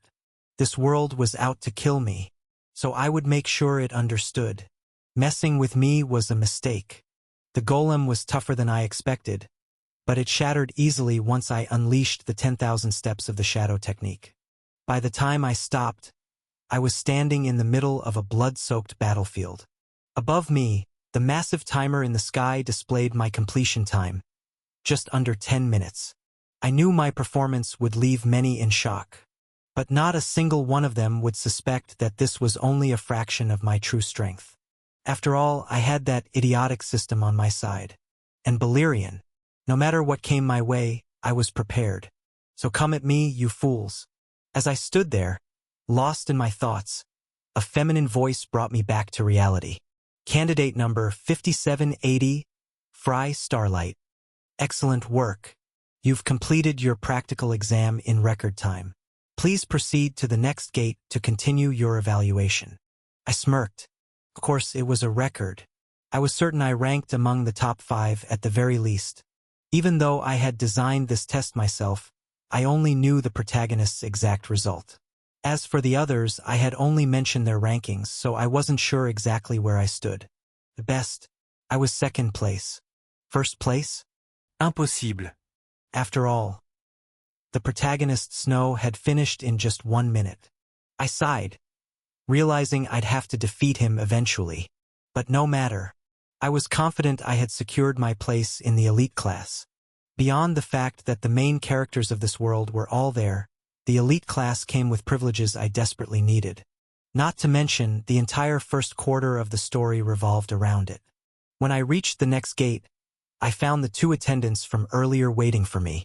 "Well done, Lord Fry." I nodded. "Thank you." Their expressions remained unreadable, but their next words struck like a hammer. "You performed admirably in the practical exam. Now, only the written test remains before the evaluation is complete." The written test. Damn it. Why did I keep forgetting the important things? I smacked my forehead, realizing just how deep in trouble I was. This damned exam revolved around this world's history, knowledge, and techniques, things I knew next to nothing about. What the hell was I supposed to do now? Ignoring my growing panic, the 2 led me to a secluded room, where a stack of papers filled with questions awaited me. "You have 1 hour, Lord Fry. Best of luck." Luck?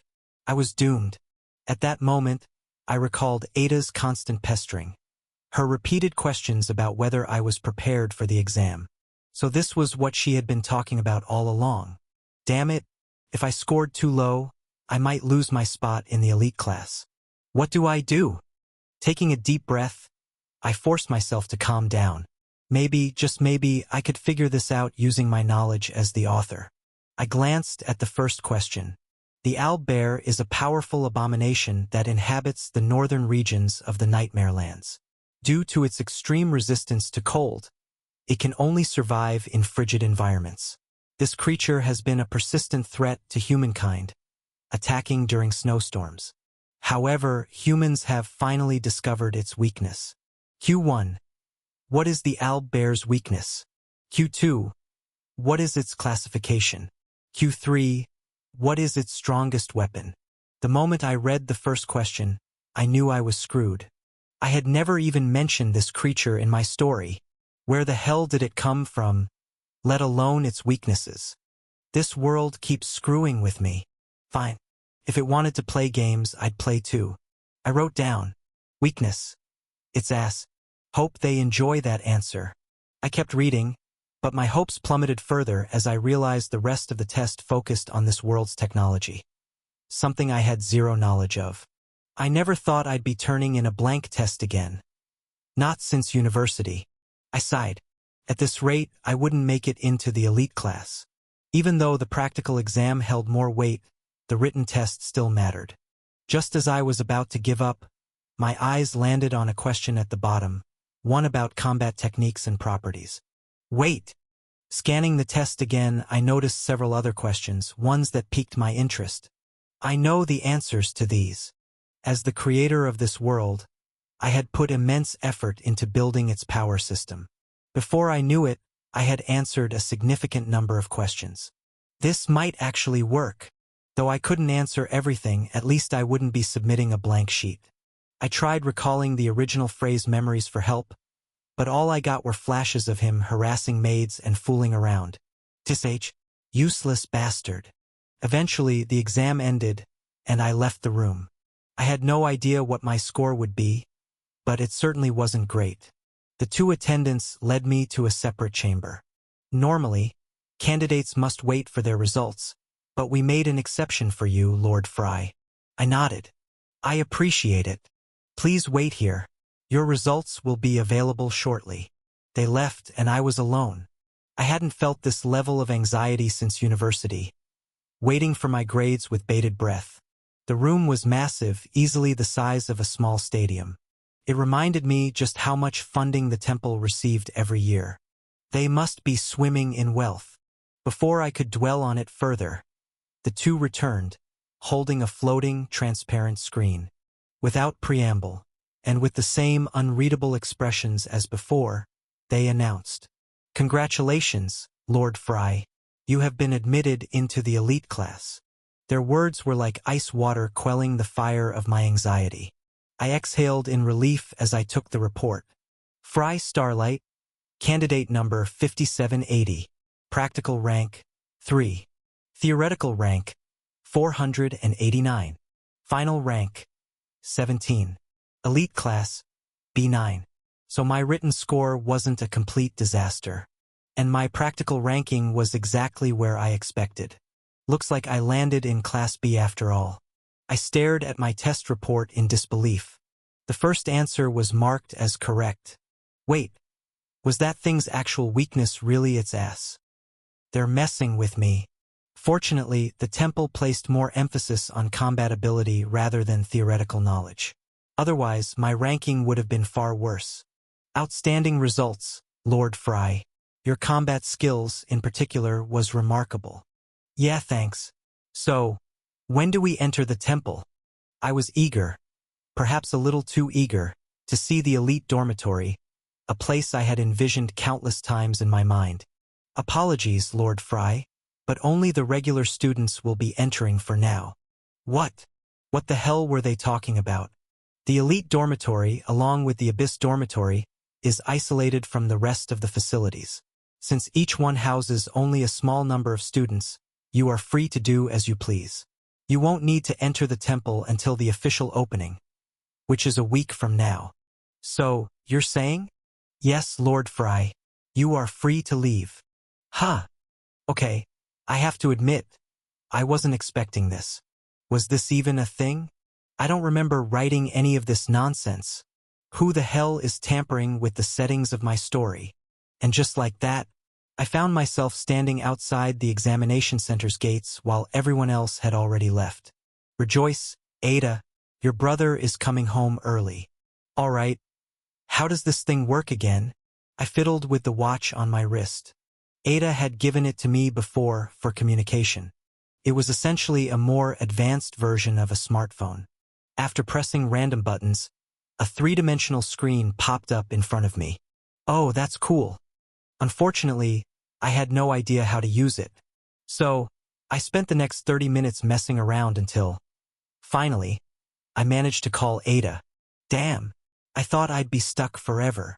The moment the call connected, Ada answered instantly. Fry? That was fast. Did you finish the exam already? Yeah, I need a ride. Huh? Did you fail? The opposite. I got into the elite class. Oh, that's amazing. She couldn't hide the surprise in her voice. It seemed she hadn't expected this. They told me I won't be starting until next week. Stay where you are. I'll be there soon. I didn't expect you to make it into the elite class, or I would have waited for you. Wait a second. You knew about this. Ada hesitated for a moment before responding. Yeah, but I didn't think you'd actually qualify for the elite class. Sigh. What exactly do you think I am? Hee, sorry. Anyway, I'll pick you up soon. All right? These watches are really useful. Wait a minute. Now that I think about it, why didn't you guys give me one of these earlier? It would have been useful in the Nightmare Lands. Ada tilted her head, giving me an incredulous look. Fry, are you trying to sound stupid? What? You know these don't work in isolated zones with constant fluctuations, like the Nightmare Lands. Oh, see you later. With that, Ada ended the call, leaving me alone. I don't think I'll ever get used to this world. Akla's Mountains, Starlight Family Headquarters. Leonidas tapped his fingers against his desk, each tap sending a wave of unease through Khalifa, who stood before him. The Mist Stalker, huh? Khalifa flinched at the name. Elder, I swear, I saw it with my own eyes. Leonidas scoffed. Spare me your nonsense. Are you telling me a mere F-rank brat survived that thing? Khalifa trembled, desperately trying to justify himself. I don't know how he did it. Whether it was luck or something else entirely. Luck. Leonidas' tapping grew heavier, each sound reverberating like a death knell. Since when has luck been enough to survive a monstrosity that could kill both you and me? Khalifa shrank, his head lowering between his shoulders as he struggled to calm the enraged immortal before him. I apologize. I failed this time. Leonidas shook his head. No. It wasn't your failure. It was mine. Elder. Just when Khalifa thought he had escaped the worst, a terrifying expression overtook Leonidas' face. His eyes glowed with a chilling silver radiance. This time, I'll handle things my way.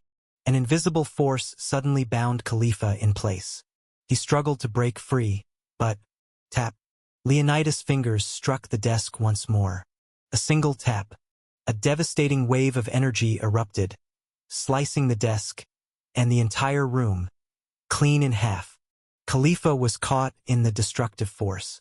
Had he not reacted in time, he would have been split in two. Even so, he wasn't fast enough. His left arm was severed. The masked man collapsed, clutching the stump of his missing limb, his screams echoing through the ruined chamber.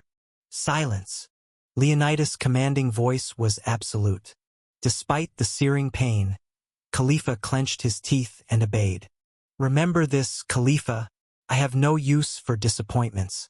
Next time, you won't be able to dodge.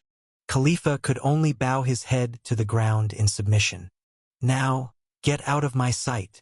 The moment the invisible restraints vanished, Khalifa activated his teleportation ability, vanishing from the ruined office. Leonidas' silver eyes gleamed. Fry Starlight, Let's see how you survive this time. Chapter 30. Becoming a Killer. Fry Starlight POV. I was still standing in the same spot when my entire body screamed in warning. A primal instinct, an overwhelming sense of danger. At first, I didn't understand what was happening. Then, suddenly, the world around me twisted. The ground, the buildings, the very air itself began to warp in an unnatural way. What the hell is happening? Everything froze. The moment I realized what was going on, I cursed. This pressure. Is this a magic? Magic users were terrifying entities in this world. Though they were rare, their existence alone could shift the balance of power. I had seen the tools they crafted, artifacts of immense power. But I had never met one in person. And now I was about to, in the worst possible way. As the frozen world locked me in place, figures emerged from the distortion. Cloaked figures. Assassins. I instantly understood the situation. The man at the front removed his hood, revealing a middle-aged face, bald and riddled with scars. He took a step forward as the others surrounded me. Nothing personal, kid. Business is business. I smirked. Couldn't the old man send someone better? The bald assassin remained unfazed. Instead, he returned my smirk with a chilling grin of his own. At least you know why you're about to die. Villainous, that senile old bastard. So he's sending assassins after me now? I felt the assassins unleash a crushing pressure toward me, laced with killing intent. I immediately steeled myself. This pressure, D+ rank. No, is it C-? The bald man chuckled upon hearing my words. You've got sharp instincts. You're close, but not quite right. Suddenly, the pressure from the squad leader in front of me surged to an even greater level. At the very least, he was C-rank. I quickly assessed my surroundings. 10 assassins. Their leader was an entire rank above me, and among them, a mage lurked in hiding. What's wrong, little lord? Are you scared? The bald man was eager to see fear twist my expression, but his grin faltered when I flashed him a chilling smile instead. Scared? Quite the opposite. I was just wondering if Villainous had truly run out of options to send such weaklings after me. Big words for a brat. With a scowl, the bald assassin stomped the ground, tearing through the terrain as he lunged toward me. He was fast, so fast that tracking him was nearly impossible. But if he thought getting close to me was a good idea, he was gravely mistaken. The moment he stepped into my range, the serpent on my skin ignited. Come forth, Valerian. The assassin flinched as a cursed, pitch-black blade materialized in my left hand. I swung down in a vertical slash at blinding speed. He reacted quickly, crossing 2 daggers to block my strike.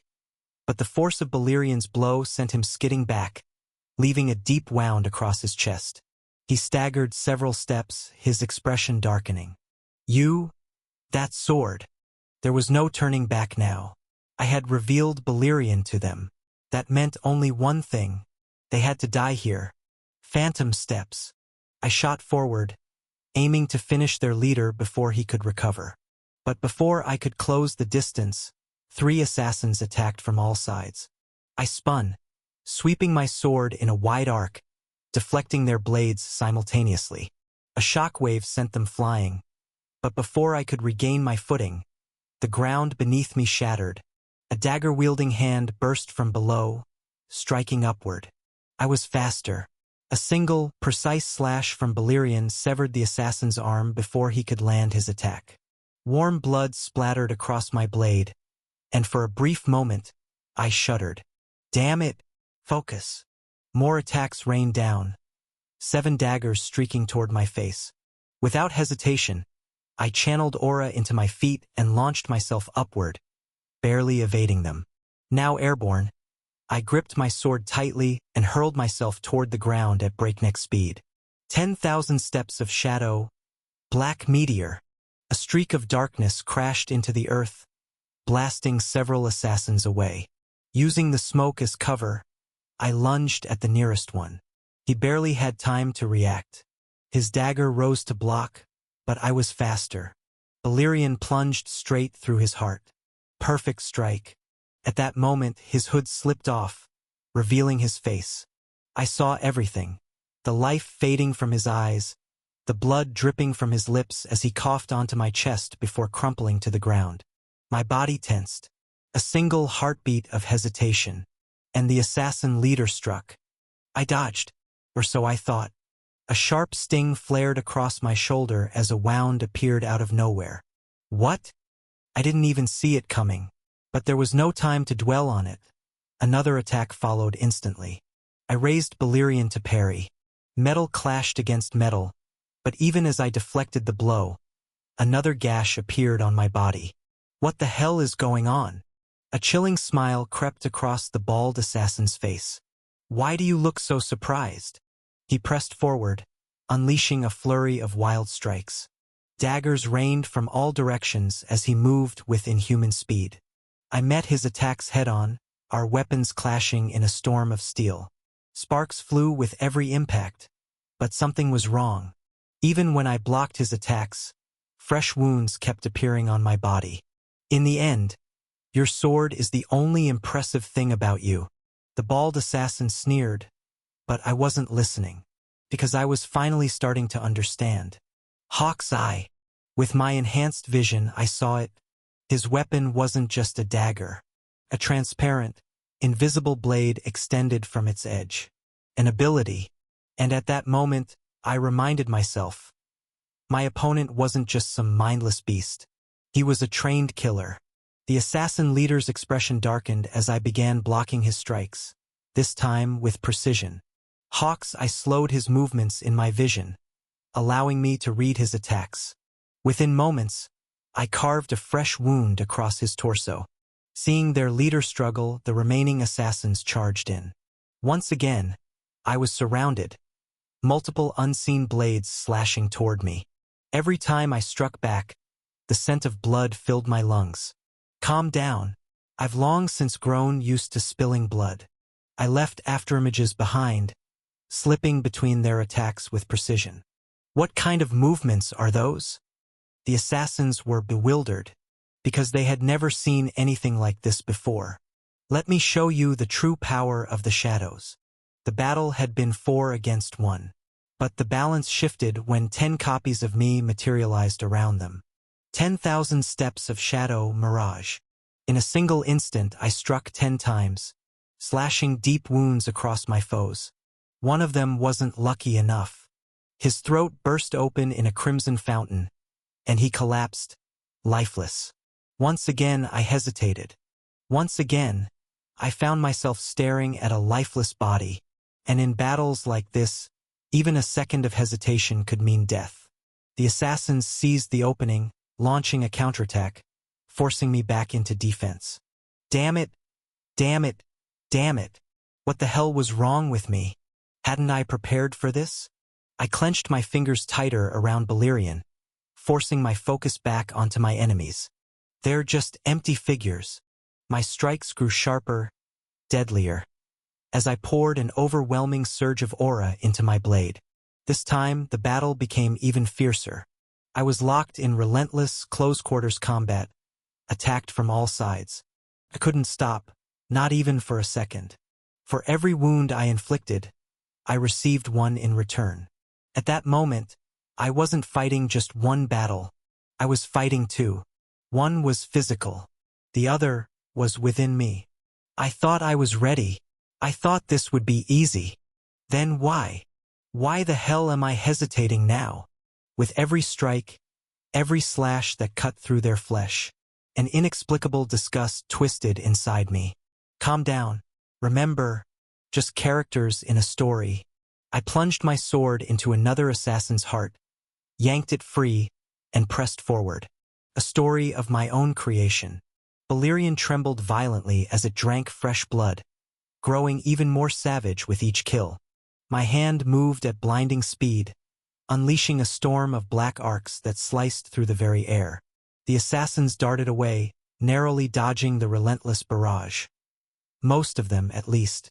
One wasn't so lucky. A single arc struck true, cleaving him cleanly in half. His body crumpled to the ground, his entrails scattering in a grotesque display. Lost in my turbulent thoughts, I kept fighting. I created this world. You bastard! The assassin leader's furious roar echoed as he lunged, trying to pin me down. But facing me head-on while I wielded Balerion? Agrave mistak. I gave you life, you sons of whores. Blood painted the battlefield as the slaughter reached its peak. And I'll be the one to end it if I must. 6 assassins remained, struggling against the storm of shadows ripping through them. Just empty characters. I cut another one down and advanced toward my next target. Erase unnecessary thoughts. Just fight. The assassin leader's transparent blade expanded, flashing toward my head. I reacted instantly, evading with a seamless fusion of Hawk's Eye and Phantom Steps. Kill! I surged toward the remaining assassins, every stray thought vanishing. Slaughter! At this point, I held nothing back. I had become an unrelenting force of death. Kill, slaughter, kill, slaughter. Mirage activated once more, and another body was torn to shreds. Surrounded by a relentless storm of blood and scattered remains, I continued my ruthless carnage. At last, I flicked the blood from my blade and turned to face the final 2. Only the assassin leader remained standing, his body riddled with wounds. Behind him stood a silent figure, motionless since the battle began, the mage. I was still whispering those same trembling words under my breath. Slaughter, kill, bury. Over and over, I repeated them, forcing myself to believe, convincing myself that I had only killed empty characters from a story, not real people. I never imagined killing humans would feel so different from slaying monsters. Step by step, I closed in on my last opponents. I wanted this to end. Then, a voice shattered the silence. It's done. The assassin leader smirked. Too late, bastard. And then I heard it. A single word that changed everything. Obscuration. Darkness. A void swallowed my vision in an instant. Ha! Confusion hit first. Then the mage, ever so smug, decided to explain. You were close, boy, but it's over now. From this moment on, you'll lose one of your senses every 10 minutes. Starting with your sight. Let's see how you fight now. He laughed, assured of his victory. The assassin leader wasted no time. He struck. His transparent blade streaked toward my face at terrifying speed. He thought it was over. He thought he had won. But at the last moment I dodged. Barely, but I did. His hidden blade had nearly split my skull, nearly. You stole my senses? Fool. From the very beginning, my combat style had relied on darkness. The assassin's guard dropped for an instant, convinced I was helpless. That was all I needed. Using Mirage, I struck. He fought desperately, blocking most of my 10 consecutive slashes. But his luck ran out when Balerion carved deep into his chest, sending him straight to the abyss. The assassin leader collapsed. And then, I turned to the mage, who stared in disbelief.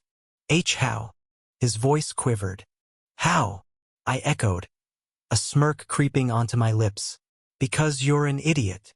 He had tried to create an opening for his ally. Instead, he had sealed his fate. Darkness was my domain. Realizing his blunder, the mage panicked. The ground trembled as he desperately reshaped it to create distance. Stay back. Dozens of his clones materialized, surrounding me in the pitch-black void. He tried to flee among them, but he froze, because in an instant, a black shadow tore through his illusions, shredding them to nothing. Let's finish this quickly. I'd rather not lose another sense. The mage collapsed as I appeared before him. It had been over the moment he crossed my path. Mages were never built for close combat. I raised my sword, ignoring his pitiful cries. Oh, and thank you. With a single stroke, his head soared through the air. Thanks to you, I didn't have to watch myself kill you too in the end. The moment the mage died, the suffocating darkness lifted. We were back in front of the exam center, and my vision returned. I glanced at my hands, stained with blood. Blood that wasn't mine. This feels too real. No matter how much I tried to deceive myself, I couldn't deny the truth. They had been alive. People. Just like me. Even if they were only characters in my story. Even if their existence was meaningless. I killed humans. I clenched my fists, fighting the nausea rising in my gut. I have to kill these emotions if I want to survive in this world. That day, I became a killer. Chapter 31, The Temple. Fry Starlight POV. Huff. I took a deep breath, my gaze drifting over my battle-worn body. Haha, I look like a mess. Superficial wounds, nothing fatal, yet injuries I should have avoided. Life-or-death battles demanded absolute focus, total immersion in the fight. But my mind had been elsewhere. How many times had I frozen at the sight of my opponent's corpses hitting the ground? Fortunately, they weren't far above my level. If a B-rank assassin, or worse, had caught me in that state, I'd be the one lying dead right now. Kill unnecessary emotions. I slapped myself and pressed forward. Mages are far more dangerous than I expected. When I was transported to that separate dimension, I couldn't stop it. I had no defenses against magic spells. That was a disaster. I need to do something about that. Suddenly, a sharp pain shot through my head. I clutched my skull, struggling to make sense of it. A searing agony ripped through my body, forcing me to one knee. What the hell is happening? Then I noticed it. One of the gashes on my arm was oozing with a thick, green liquid. Is that poison? The pain intensified, the world spinning around me. Damn it, were those bastards' daggers coated with venom? What an idiot I am. They were assassins. Of course, they'd try to kill me, not just defeat me. Damn it. My reckless fighting had left me riddled with wounds. Far too many for comfort. The poison had to be flooding my veins by now. I cursed, gritting my teeth against the nausea and blinding pain. I have to do something. Without hesitation, I pulled out my personal device. Luckily, I had a solution. I immediately purchased a new talent. Poison Resistance, 2,000 achievement points. Current achievement points, 6,700. Damn this system. The first talent cost me 500. The second, 1,000. And now this one demanded 2,000. The cost kept doubling every time. I had no choice. I accepted the purchase. And as soon as I did, a new talent appeared alongside my others. It felt like a piece of my very essence had been ripped away. Seconds later, exhaustion swallowed me whole, and I collapsed into darkness. A soft breeze brushed against my face as my senses slowly returned. When I opened my eyes, a familiar ceiling greeted me. Welcome back. How many times had I woken up to this sight? Smirking, I pushed myself up, finding myself in the bed, the very place where it all began. Bandages wrapped tightly around my body, covering my wounds. A sluggish heaviness settled over me, confirming I'd been unconscious for a while. Just then, Ada entered the room, her face lined with concern. Fry, you're awake. Yeah. How long was I out? She hesitated at first but sat beside me when she saw I was fine. This is the 6th day. Shit. I shot up immediately. That means the opening ceremony is tomorrow. Ada rushed toward me, alarmed by my sudden movement. Fry, you're still injured. What are you doing? But she froze as I unwrapped my bandages, revealing my completely healed body. Flawless. Not a single scar left behind. Since the incident with the Shadow Sect, my recovery had become unnaturally fast. I grinned, extending my hand. See? I'm perfectly fine. Unbelievable. Ada hesitated, her eyes scanning my once wounded skin. She even touched the areas where my injuries had been, only to find nothing. I slipped on a black, long-sleeved shirt and sat beside my sister. Now that she was convinced I was truly healed, she no longer hesitated. She finally asked the question I had been expecting. Fry, what happened? I found you unconscious, surrounded by corpses. At first, the doctors shocked me when they said you'd been poisoned. Then I heard you have poison resistance. None of this makes any sense. I let out a quiet sigh. It was only a matter of time before the world started noticing my talents. I had been seen as talentless for so long, of course, reactions like this were inevitable. For the next half hour, I explained everything to Ada, how I had been ambushed and what had happened after. As for my poison resistance, I simply told her I had awakened it recently. So, someone wants you dead. I chuckled at her words. Who would want me dead? The answer is obvious. Ada, there's only one damn old man who would pull something like this. Ada placed a hand under her chin, deep in thought. Well, I wouldn't be so sure. Fry, a lot of people want you dead.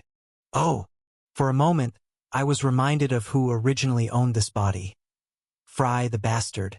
But he hadn't even done that many terrible things yet. Was there really such a long list of people who wanted me gone? But I do agree with you. Villainous is the most likely suspect. I nodded. Did you find any evidence? She shook her head. No, they were professionals. They left no trace behind. She paused for a second before continuing. But I already informed Lady Carmen. She'll handle things from here. I sighed, rubbing my temples. I hope she does. Akla's Mountains, Starlight Family Headquarters.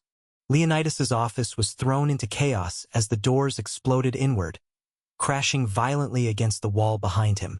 Yet the old man didn't even flinch. He barely raised his head before his gaze met Carmen's. Her cold, piercing eyes locked onto him like a predator sizing up its prey. Then she struck. Hey, old man, care to explain what the hell happened? Leonidas's response was indifferent, almost dismissive. Explain what? You know exactly what I mean. He shook his head. How would I know if you don't tell me? Carmen slammed her hands onto his desk with enough force to nearly splinter it. She leaned in, close enough to feel his breath, her tone dripping with mockery. How long do you plan to keep playing these games, old man? A whale like you trying to swim in a fish tank. Haven't you had enough? Leonidas remained unreadable, his expression carved from stone. As I said, I have no idea what you're talking about. Carmen's temper was infamous, and Leonidas's nonchalance only fueled the fire.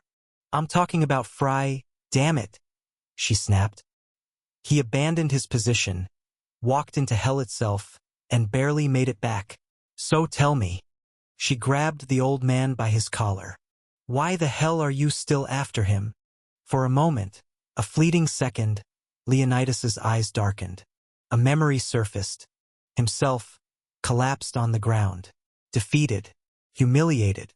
Before him stood a man in his early 30s. A closer look revealed the resemblance. Frey's face, but older. Or rather, Frey's father. The man gripped a massive sword, his black, vortex-like eyes swallowing Leonidas whole, stripping him of every ounce of pride. The scene was burned into his mind. Leonidas had vowed never to crumble again. With a sharp motion, he shoved Carmen's hand away. For the last time, I don't know what you're talking about.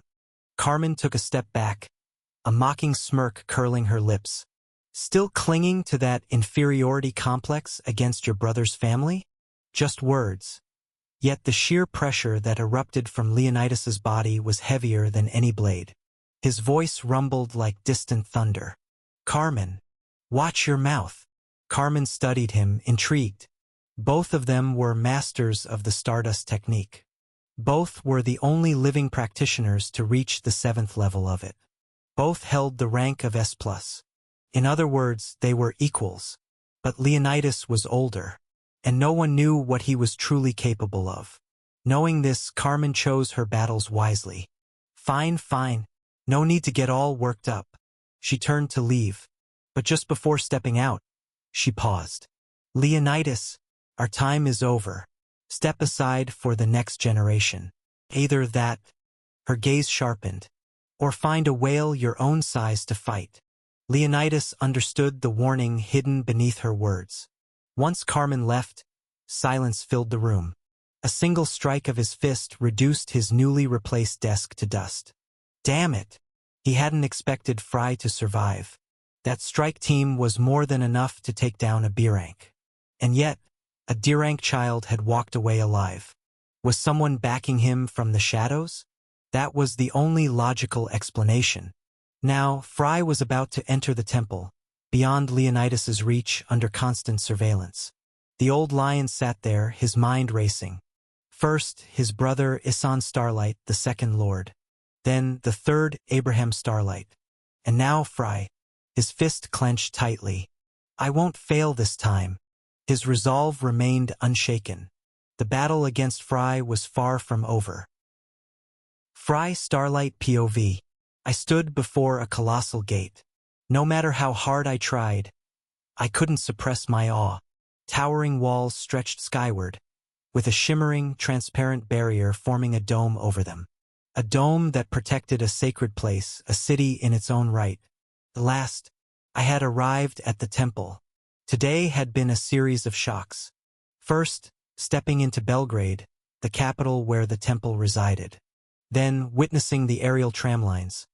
Massive trains suspended in the air, weaving through every corner of the vast metropolis. And now, standing before the temple's entrance, on the verge of a new beginning. The place was massive. Even from where I stood, I could see dozens of skyscrapers piercing the sky. Ahead, an endless line of students moved forward, each undergoing rigorous security checks before being granted entry. But I had no reason to wait. After bidding my sister farewell, I walked straight to the front. Because I was one of the elite. A towering man with a sharp gaze blocked my path. His sheer presence was suffocating. The fact that I couldn't sense anything from him only meant one thing. He was leagues above me. Name. A single cold word. Fry Starlight. For a split second, his expression shifted. But just as quickly, it vanished. With effortless precision, he tapped away at a holographic tablet in his hand. A strange sight, like a gorilla in a suit, flipping through digital documents. Finally, he nodded. Fry Starlight, elite class, rank B9. After confirming my identity, he gestured forward. This way. Without hesitation, I stepped inside. At last, I had entered the temple. Chapter 32. A word from the temple master. Fry Starlight POV. I stepped through the gate of the towering walls that guarded the temple, accompanied by the massive guard. He led me to a secluded room where a glowing crystal rested atop a table. This? I asked, and the guard replied indifferently. Place your hand on it for a few seconds. I did as instructed. The moment my palm touched the crystal, a wave of light surged through my body, visible to the naked eye. A thin, transparent film enveloped me briefly before fading away. Come. With that, we left the room and officially entered the temple. Couldn't help but ask, what just happened? The guard raised a finger toward the sky, explaining patiently, the temple is shielded by the sky dome, that transparent field you see above. This barrier can withstand an attack from an S-rank awakened. It also serves as an identity scanner. You were just officially registered within the temple. Without that, you wouldn't have been able to enter. I see. I was hearing details I had never written before. I had sensed it before, but now it was undeniable. This world I had created was slipping beyond my control. It was like raising a child, only to realize one day that they had grown into an adult without you noticing. A single seed I had planted had grown into a colossal tree, stretching high enough to block out the sky. I had to accept it. This world was real. The people who lived here were alive. They weren't just characters I had written. The sooner I accepted this, the better. After all, I was about to meet them, the main characters of my novel. All right, we're here. The guard came to a stop, and I halted beside him. Before us stood hundreds. No, possibly over 1,000 students, gathered in a vast courtyard crafted with remarkable grandeur. Ahead of them, a massive golden platform loomed, draped with an enormous crimson curtain that concealed what lay beyond. Go join them. As part of the opening ceremony, the headmaster will give a speech before the academic year officially begins. I watched as the guard rummaged through his pockets before pulling out a black card with gold lettering. "Take this." He handed me the card and added, "Don't lose it. You'll need it for as long as you're here. Sync it with your smartwatch to access the temple's layout, class schedules, and other important information." I glanced at the card in my hand. How exactly was I supposed to sync this with my watch? I was about to ask, but the guard had already turned to leave. Guess I'll have to figure it out myself. I made my way toward the massive crowd ahead. Their chatter filled the air, as noisy and chaotic as a packed stadium. Merging into the sea of students, I found a relatively empty spot and leaned against the wall. Hopefully, this won't take long. But my hopes were in vain. It took an entire hour for all the students to arrive. For 60 long minutes, I endured the laughter and endless chatter of 17-year-old kids. It felt like I was an adult stuck in a kindergarten. Most of these fools were naive, completely unfit for the harsh reality of this world. Then, the platform lights flared to life, instantly drawing everyone's attention. As the crimson curtain slowly parted, revealing what had been hidden behind it, I naturally focused as well. There, dozens of figures stood in a line. Some appeared young, in their 30s, while others had clearly surpassed their 50s. I even spotted a few elderly individuals among them. These were the temple's instructors, along with key figures such as guards and high-ranking staff. I hadn't seen such a gathering of powerful individuals since the Senate meetings within my own family. No, they might have even surpassed House Starlight. And the reason was clear. Among the instructors, an old man stepped forward. He wore aged gray robes that resembled sleepwear, leaving his broad, muscular chest exposed. Despite the wrinkles lining his face, his sharp features remained unmistakable, proof that he had once been a strikingly handsome man. His long silver hair hung messily over his back, and his eyes, they had no pupils, only a glowing white radiance piercing through the darkness. The mere aura leaking from him was enough to make it feel as though a crushing weight had been placed on my back. I smiled as I looked at him, one of the rare SS-ranked individuals.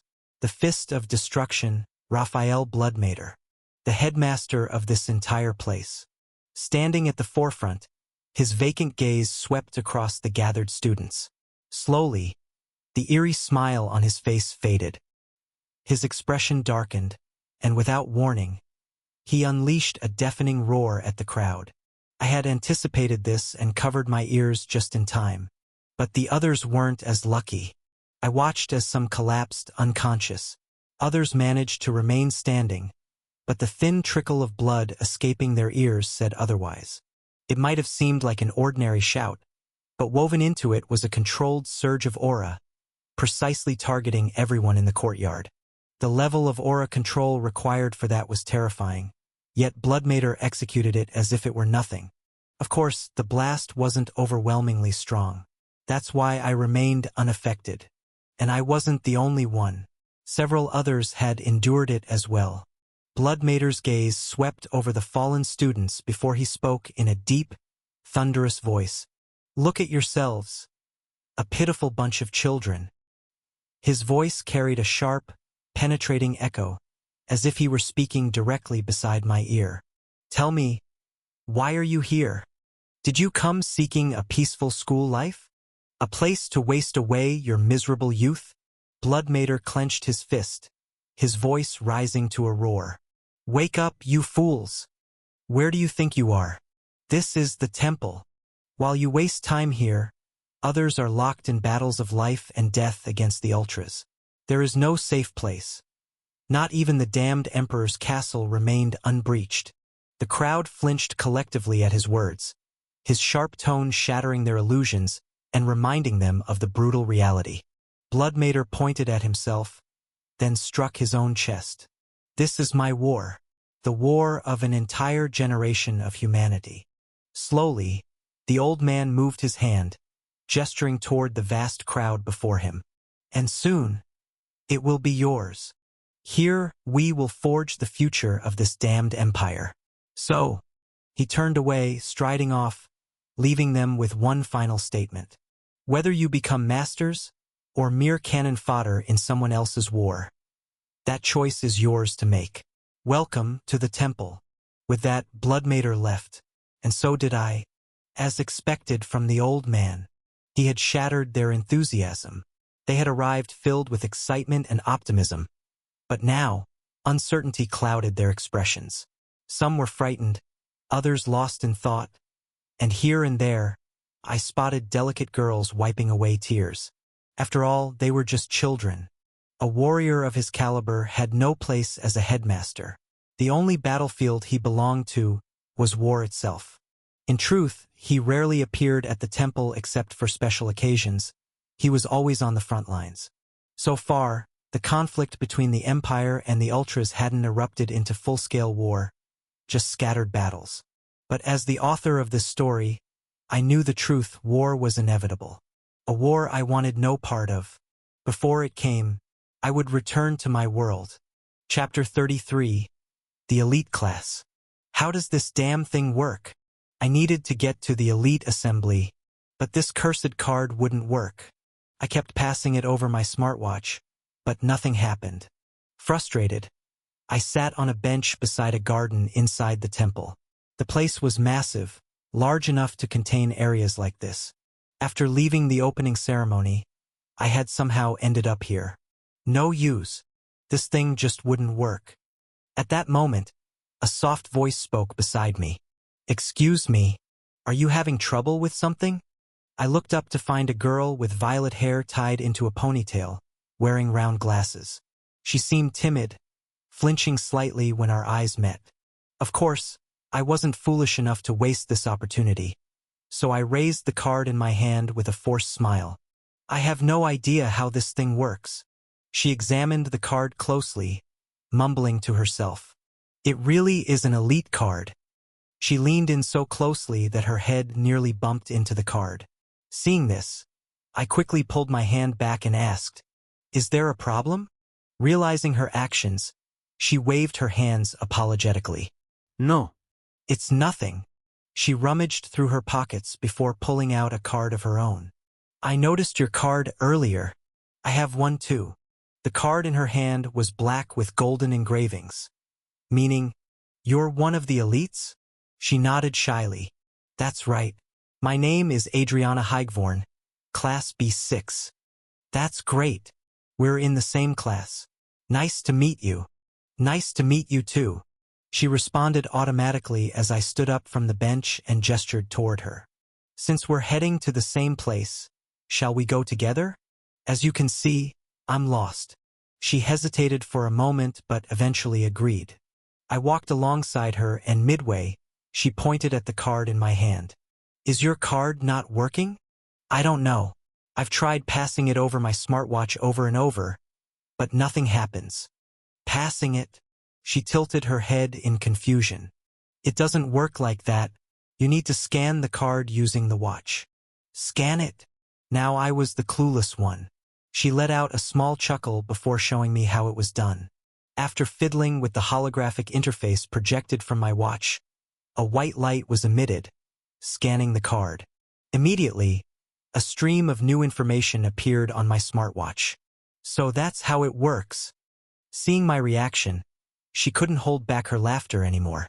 "Haha, I can't believe you didn't know that." Watching her laugh, I scratched my head awkwardly. How was I supposed to know?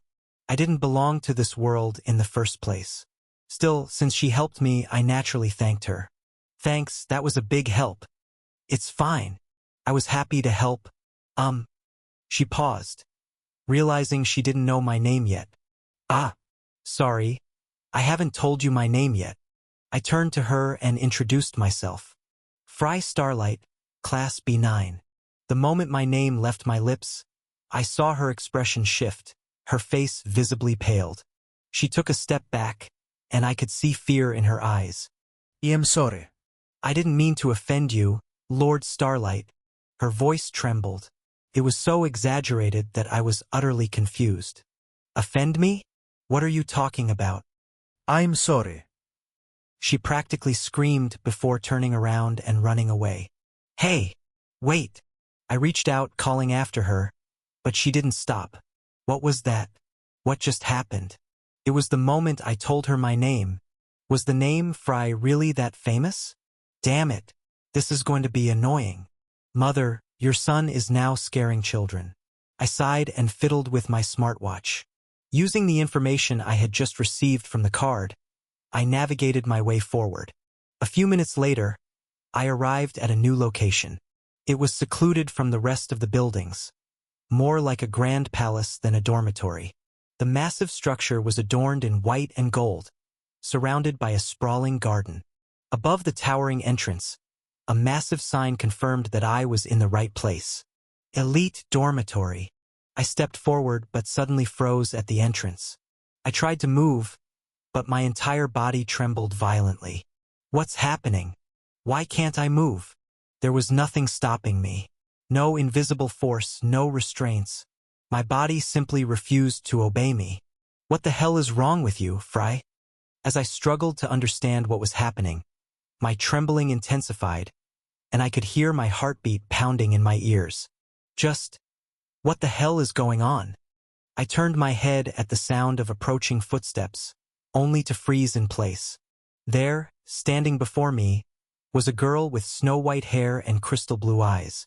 She wore casual black clothing, yet somehow they only enhanced her beauty. I immediately understood the reason for my reaction.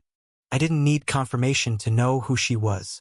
After all, I had spent hours drawing her image in my mind.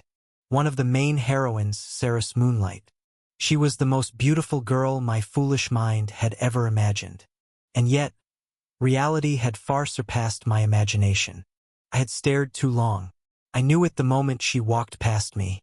She never even spared me a glance, simply moving forward as I stood there like an idiot. Once she disappeared from view, I forcibly steadied myself. Damn it! I slapped my own face hard, cursing under my breath. What the hell is wrong with this damn body? I had to admit it. I had been captivated by her, even if only for a moment. After all, beauty like that shouldn't exist. But this body, this reaction, could it be that Frey's old emotions were still lingering inside me? If that was the case, then this was a disaster. I punched myself again, lecturing my own body. You bastard! What are we going to do if she becomes our opponent in the Victoriad? Are we just going to freeze in admiration while getting beaten to a pulp? Get your shit together and leave this body to me. In a ridiculous scene, a seemingly deranged man stood at the entrance of the elite dormitory that day, punching himself. After half an hour of internal struggle, I finally managed to step inside. There's no difference between men and women. I'll crush anyone who stands in my way. Even if she's the most beautiful girl in the world, that won't stop me from smashing her face in. That was the right mindset. Yes, at least, that's what I thought. Until I pictured her perfect face in my mind, with those mesmerizing features. Damn it! Man, she's a man. If necessary, I'll cut her into pieces. Right, Valerian? I called for my dear sword, but it was still fast asleep. You traitorous bastard. Finally, I entered the dormitory. Inside, I found a girl who looked older than me, dressed in a white school uniform, waiting for me. You're finally here. Who are you? She gestured toward herself before announcing. Elite class, 6th year, Emma Stone. Oh, may I ask why you were waiting for me? She looked at me with mild disdain before replying. Waiting for you? I'm not here for you, Starlight. I'm here for everyone. I'm part of the Elite Student Council, and we're here to guide new students like you. Now, follow me. She walked ahead, and I followed with slight hesitation. By the way, you do realize you're the last to arrive, right? We stepped into a grand hall, its high ceilings adorned with luxurious decor. A central staircase led to the upper floors, while the ground floor itself was a massive waiting area. Emma Stone smirked before continuing. Everyone else is already here. Before me, 2 lines of students stood waiting, 10 on the right, Class A, 10 on the left, Class B, including me. I froze for a moment before pushing myself forward, feeling the gazes of many. But they weren't ordinary students. Most of the main characters were here. And so it begins. Chapter 34. Damn main characters. Fry Starlight POV. Go to your class. I moved instinctively toward the group on the left, my steps almost mechanical. My eyes swept over them, my mind racing to match the faces before me with the characters I had spent countless hours imagining. I studied their features, their builds, every single detail. They were the masterpieces I had created. And now they stood before me. One by one, I recognized them. But then, my gaze locked onto a particular figure. To my surprise, he was looking at me too. He stood at the front, his expression unreadable.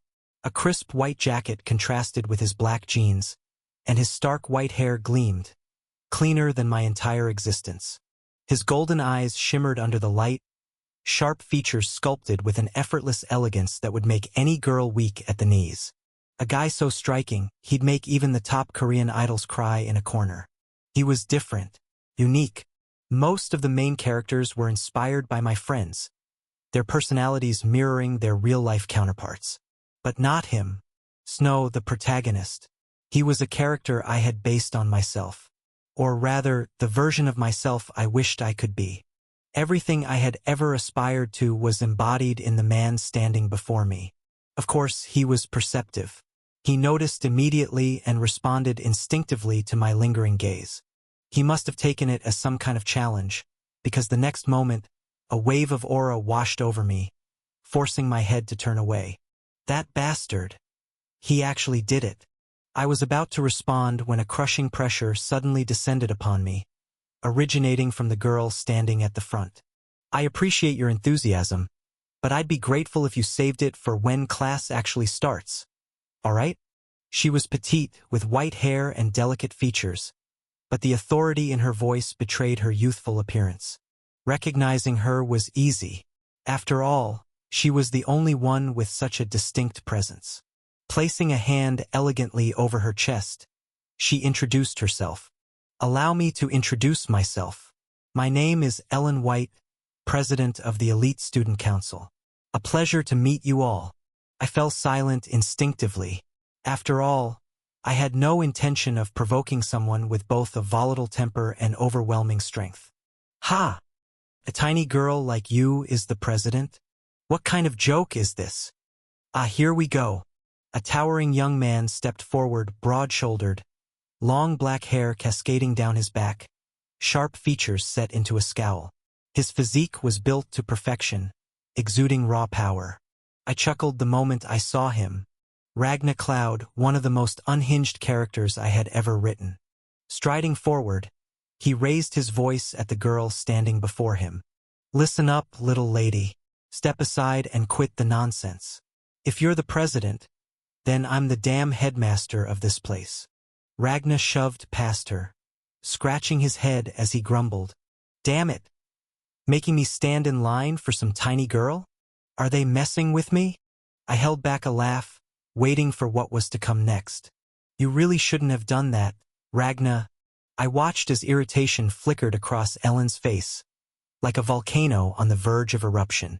She looked almost adorable, like a child whose candy had just been stolen. But appearances could be deceiving.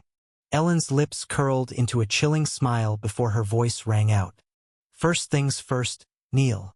A single command. A pulse of sound rippled through the air before slamming into Ragna just as he was about to ascend the stairs. I watched in awe. This was Wind's superior property sound. Ragna collapsed to his knees, his entire body crushed beneath an invisible force. His muscles strained, veins bulging as he fought against the pressure. But it was futile. Ellen approached him slowly, step by step, until she stood beside him. With him forced to his knees, she was finally taller. That seemed to satisfy her. She reached out, playfully stroking his cheek, her smirk widening. Look at this adorable little boy I found. Aren't you just precious?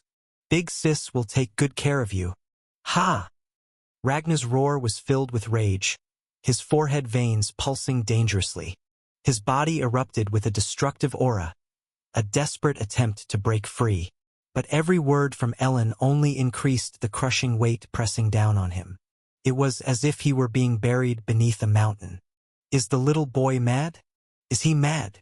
Ellen chuckled, ruffling his hair as if he were a child. I'll give you some candy, so don't be upset, all right? You damn bitch. Ragnar bit down on his lip so hard that a thin trickle of blood dripped from his chin. With sheer determination, he slammed his foot against the ground, pushing himself up onto one knee. Even Ellen raised an eyebrow at that. What did you just say, you bitch? A child? I'll crush your tiny skull. The fact that he was resisting such overwhelming pressure was impressive. But the show was about to end. Ellen simply tapped his forehead and whispered, "Sleep." A single word. A sonic wave pulsed into Ragnar's skull, like 100 war drums pounding beside his ears. He collapsed unconscious. These rude little brats. Ellen sighed. Despite her petite frame, she was already in her 6th year, 5 years older than the rest of us. And she had just taken down one of the strongest talents here with 2 words. Not surprising. She was powerful enough to leave the temple and carve a place for herself in this world. She was about to continue when a girl stepped forward. Could you let this one slide? Miss Ellen. Ellen turned her attention to the girl, and I did the same, because I didn't recognize her. But I had a vague idea of who she was. She had wavy golden hair and luminous golden eyes. Stunningly beautiful. Her pale skin flawless. Her figure elegant. She stood before Ellen, defending Ragnar. He's part of my class, so I take responsibility. My apologies. Ellen's expression softened as a radiant smile spread across her lips. What are you saying? How could I ever be mad at my dear princess? All hostility vanished, replaced by warm affection, as she pulled the girl into a hug. But there was no doubt about it. This girl was the anomaly, the joker in the deck, the princess who was supposed to die, and yet here she was alive. I wondered how much damage that would do to the story. After exchanging a few words, the princess returned to her place. Ellen followed suit, while Ragnar's unconscious body was dragged away. The rest of us simply watched in silence, too wary to speak. None of us wanted to be next. Sorry. Please forget what you just saw. Ellen clapped her hands together playfully before continuing, her smile cheerful as if nothing had happened. All right. A new year in the elite dormitory. But this year will be different, won't it? She paused before adding, You are the elite of the elite, the strongest talents in this world. Be proud of that. Clapping her delicate hands together, she grinned. Typically, Class A is given priority over Class B, as you all know. But this year, things are different. And the reason is simple. Step forward. Ellen motioned toward both Class A and Class B. At her command, 2 figures stepped forward, a young man and a young woman. The first was the princess from earlier. The second was a young man who mirrored her perfectly, golden hair, radiant golden eyes.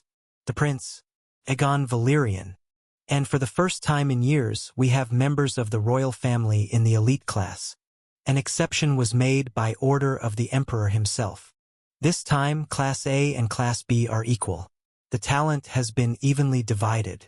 Prince Aegon Valyrian will lead Class A, while Princess Sansa Valyrian will lead Class B. Ellen's excitement was palpable as she declared, This is a war between classes. Compete, fight, and collect as many points as possible. The winning class will receive countless privileges, and the victor will take a decisive step toward the throne. So give it your all. Sansa Valyrian nodded with a blank expression, while Aegon mirrored her gesture with a friendly smile. As for me, I could only frown. Not long after barely escaping death, the Joker card was already interfering with my story.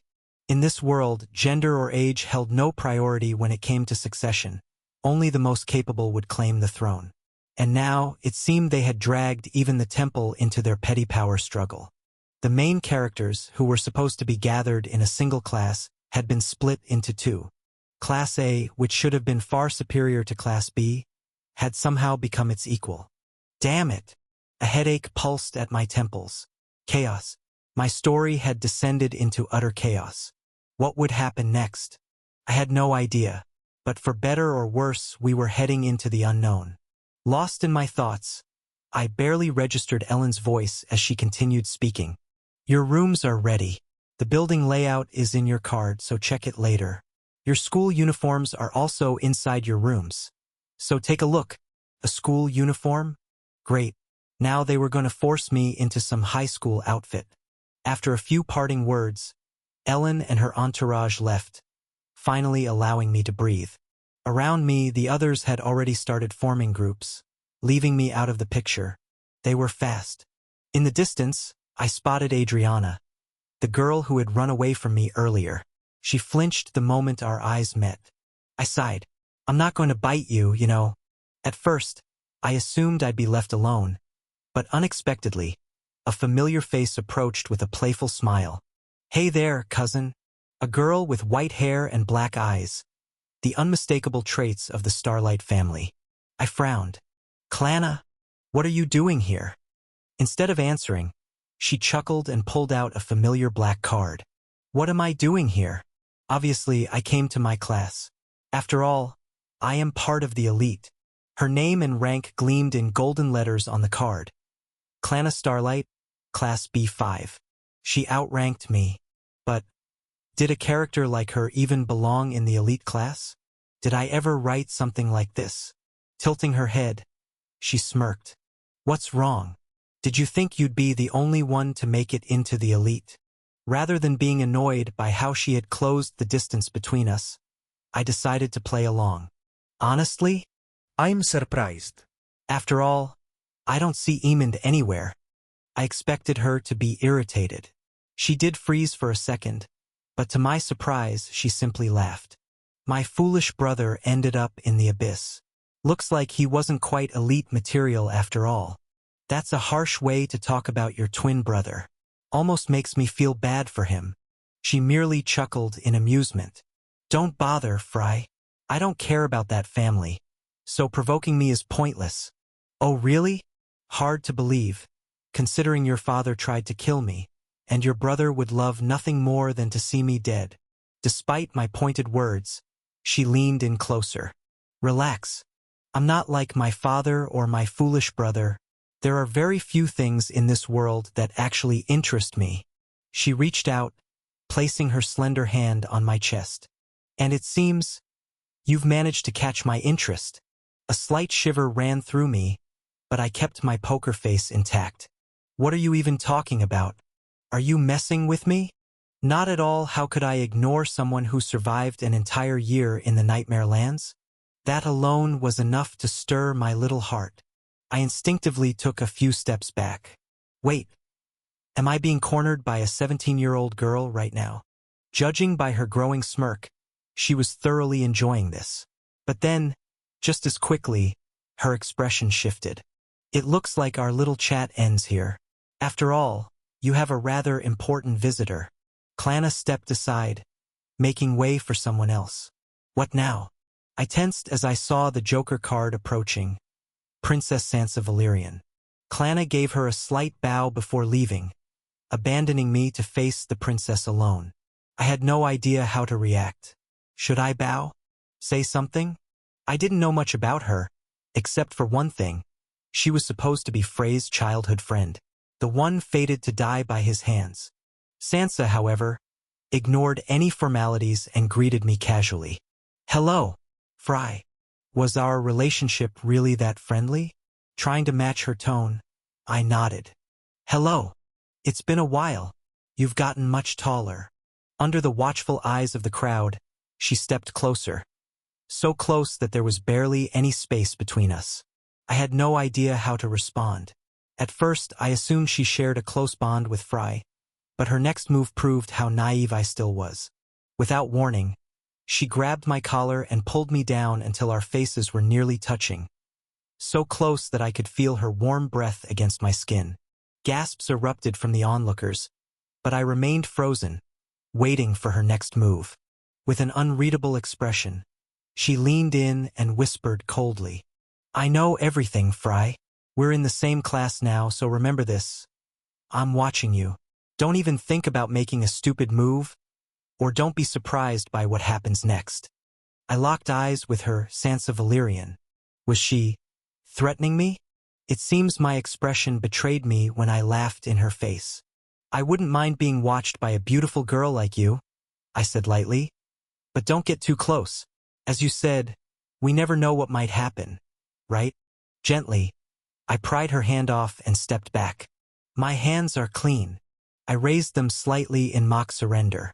Sansa's expression remained unreadable. I had no desire to engage in a cold war with the daughter of the strongest living human. So without hesitation, I turned and walked away. For now, I'd had enough of dealing with these damn main characters. As I left, I failed to notice the golden-eyed figure watching me intently from the shadows. Unbeknownst to me, I had already stepped into the spotlight. I let out a long sigh as I exited the building. Everything was a mess. Pulling up my smartwatch, I accessed the class database. A detailed list of Class A and Class B appeared before me. Class A: a 1, Snow Lionheart; a 2, Ghost Umbra; a 3, Aegon Valyrian; a 4, Dawn Polaris; a 5, Scarite Sunlight; a 6, Evan Sunlight; 10, Aaron Smith. Class B: B1, Saris Moonlight; B2, Sansa Valyrian; B3, Ragna Cloud; B4, Danzo Smasher; B5, Clanna Starlight; B9, Fry Starlight. Everything has changed. The events are veering into the unknown. I clenched my fists, reminding myself why I was here. Calm down. I don't have to worry about what happens to this world. I just have to do what I must. With that, I walked away from the elite dormitory. For now, I needed to get as far away from these damn main characters as possible. Chapter 35. Nostalgia. Fry Starlight POV. With both hands tucked into my pockets, I wandered through the temple.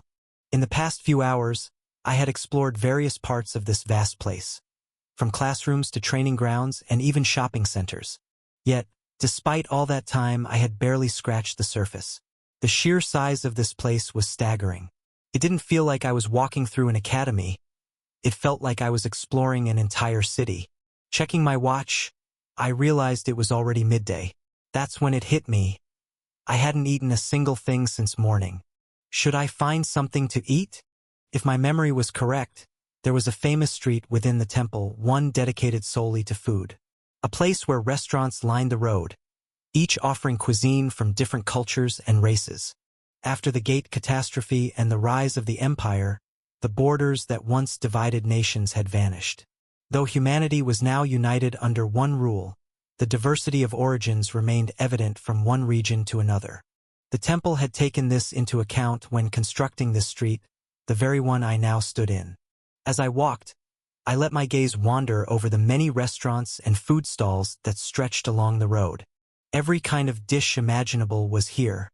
Some establishments specialized in French cuisine, while others served Italian dishes that had drawn in a massive crowd of customers. Seafood, roasted meats, pastries, everything one could want was within reach. Students strolled about in groups, enjoying themselves after surviving the chaotic opening ceremony brought upon them by Director Bloodmater. Yet, for some reason, nothing appealed to me. Even foods I would normally be eager to eat now felt unappetizing. Ah, how I miss your cooking, and how I miss you. At this moment, I would have traded Balerion himself just for the chance to taste my mother's food again. How ironic. Who would have thought that the simplest dishes could one day feel so priceless?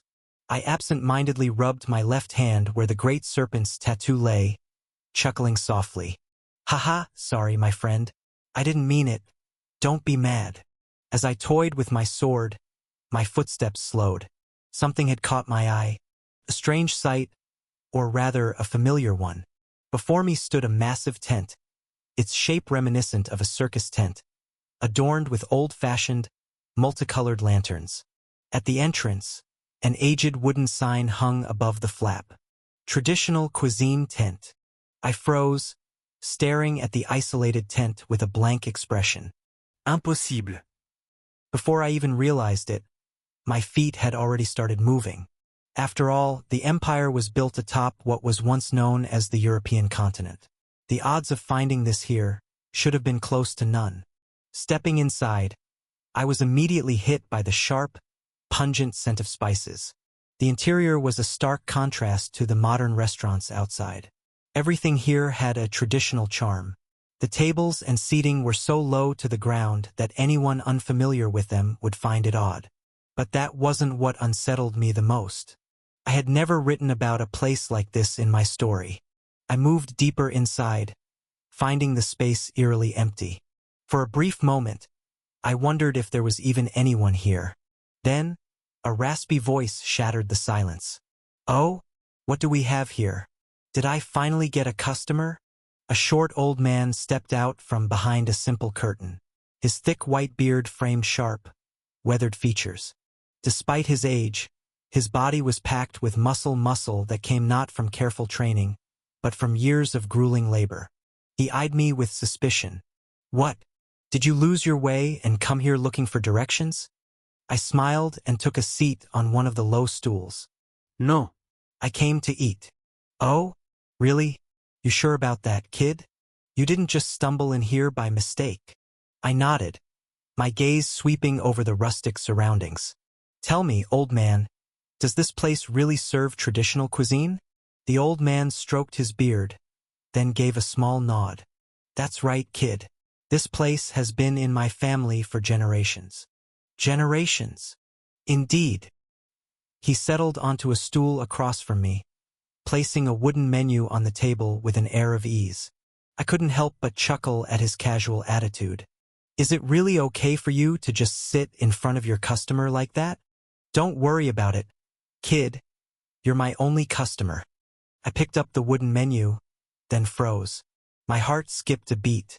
This is real. Zalauk, shakshuka, bisera. Dishes I had only ever seen in my past life, in the region where I once lived. I found myself reading the menu over and over again, unable to believe my eyes. Meanwhile, the old man spoke, his voice calm and steady. "My roots trace back to one of the regions that have now become the southern nightmare lands.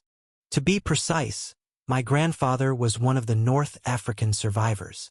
Most of that culture is gone now, but my grandfather made sure to pass down everything he knew to me. And so, here I am, running this tent, serving food that no one truly appreciates anymore. Hey, you listening, kid?" With a gaze full of longing, I nodded. "I'm listening." "Good. Most young folks these days don't bother listening to old men like me." He paused, then asked, "So, have you decided what to order?" Without hesitation, I pointed at the menu. "I'll have 2 of these." The old man leaned forward, glancing at my choice before letting out a small chuckle. "Sfidi, huh? A bold choice, kid. But are you sure you can handle 2 servings?" "Don't underestimate me, old man. I can handle it just fine." "Haha, we'll see about that." He stood, tying an apron around his waist. "This dish, in particular, is my favorite. It relies heavily on a variety of strong spices. That's what gives it its unique kick." He was talkative, but I didn't mind. Every word he spoke slowly pulled me back into memories of my past life. I remembered those nights when my friends and I would visit one of these tents. Just the thought of it was enough to make my hands tremble. "Old man, can I ask for your name?" He was kneading dough when I spoke. What, you want to be my friend or something?" "Something like that." "Haha, don't get all shy, kid. I'm just messing with you. The name's Shaheen." A smile tugged at my lips. "And I'm Fry." "Fry? You mean like that infamous noble Fry Starlight?" It seemed my reputation preceded me no matter where I went. "That's right. Looks like we happen to share the same name." For now, I would keep my identity hidden as long as I could. Shaheen didn't seem suspicious at all as he frowned. "Humph, unlucky name. But oh well, kid, your food's ready." He placed 2 wooden bowls in front of me. "And don't forget this. The dish isn't complete without it." He poured a large glass of milk and sat back down. The scent hit me like a tidal wave. That sharp, spicy aroma I hadn't smelled in so long. It was right here, I grabbed the spoon, scooping up a large bite and stuffing it into my mouth. Slow down, kid. This stuff is... He stopped. Staring at me, his expression shifted. I had taken a bite of the food I had craved for so long, relishing the warmth I had yearned for. And without realizing it, a single tear slipped down my cheek. Shaheen jolted upright. Hey, are you crying? He shouted as he stood up, but I stopped him. Calm down, old man. I'm not crying. I covered my face with my right elbow when I failed to stop the stream of tears. They had fallen on their own without my permission. Yet I was grateful, deeply grateful. Thank you. Thank you. I can still cry. Since arriving in this world, since enduring everything within the Nightmare Lands and the Shadow Sect, since returning to the Starlight family and being forced to take a human life for the first time, at some point I had become a killer. No matter how much I refused to accept it, I had begun to lose my sanity, little by little. Kept wondering, will I still be the same person when I return to my world, to my family? Would they be happy to see what their son had become? As I slowly lost myself, something as simple as this came along, reminding me of who I used to be. Thank you, old man. In the end, I can still shed tears. I haven't lost myself yet. What are you going on about, kid? Was my food so bad that it made you cry? I saw the old man reaching out to take the dish from in front of me, but I stopped him. He looked at me in shock as I devoured the rest of my meal at an inhuman speed, not even giving myself a moment to breathe. Damn you, old man. This is the best thing I've ever eaten in my life. In the end, he simply stood beside me, watching as I finished every last bite with unbelievable speed. The fiery spices burned my tongue, but I didn't stop. Even when my body trembled from the overwhelming heat, I continued eating until the bowl was empty. At that moment, Shaheen patted my back. I don't know what you've been through, kid, but this is the first time I've seen someone cry after eating my cooking. Stay here as long as you want. Thank you. There was no mirror for me to see myself at that moment, but for the first time in a long while, I smiled. A real smile. I grabbed the cup on the table and drank the milk in one go. Letting out a satisfied sigh, I slammed the cup down. Hey, old man, if you have a daughter, I'll marry her. Shaheen, who had been sitting across from me, scowled. You insolent brat! You ate my food without even paying? And now you want my daughter too? Over my old ass, you damn rascal! Ha! That kind of talk doesn't suit an old man like you. But you're right. I haven't paid yet. I reached into my pocket and pulled out a round gold coin, placing it on the table. Shaheen's eyes widened in shock. Kid, this? Take it. Consider it payment for your troubles. You said your name was Fry, right? Do you even realize what you're doing? I nodded. His reaction was only natural. After all, the meal I had eaten was worth just a few copper coins, not even silver. 1 silver coin equaled 100 copper coins. And in the same way, 1 gold coin was worth 100 silver ones. In other words, I had just handed Shaheen enough money to last him for months. He hesitated for only a second before quickly snatching the gold coin and slipping it into his pocket.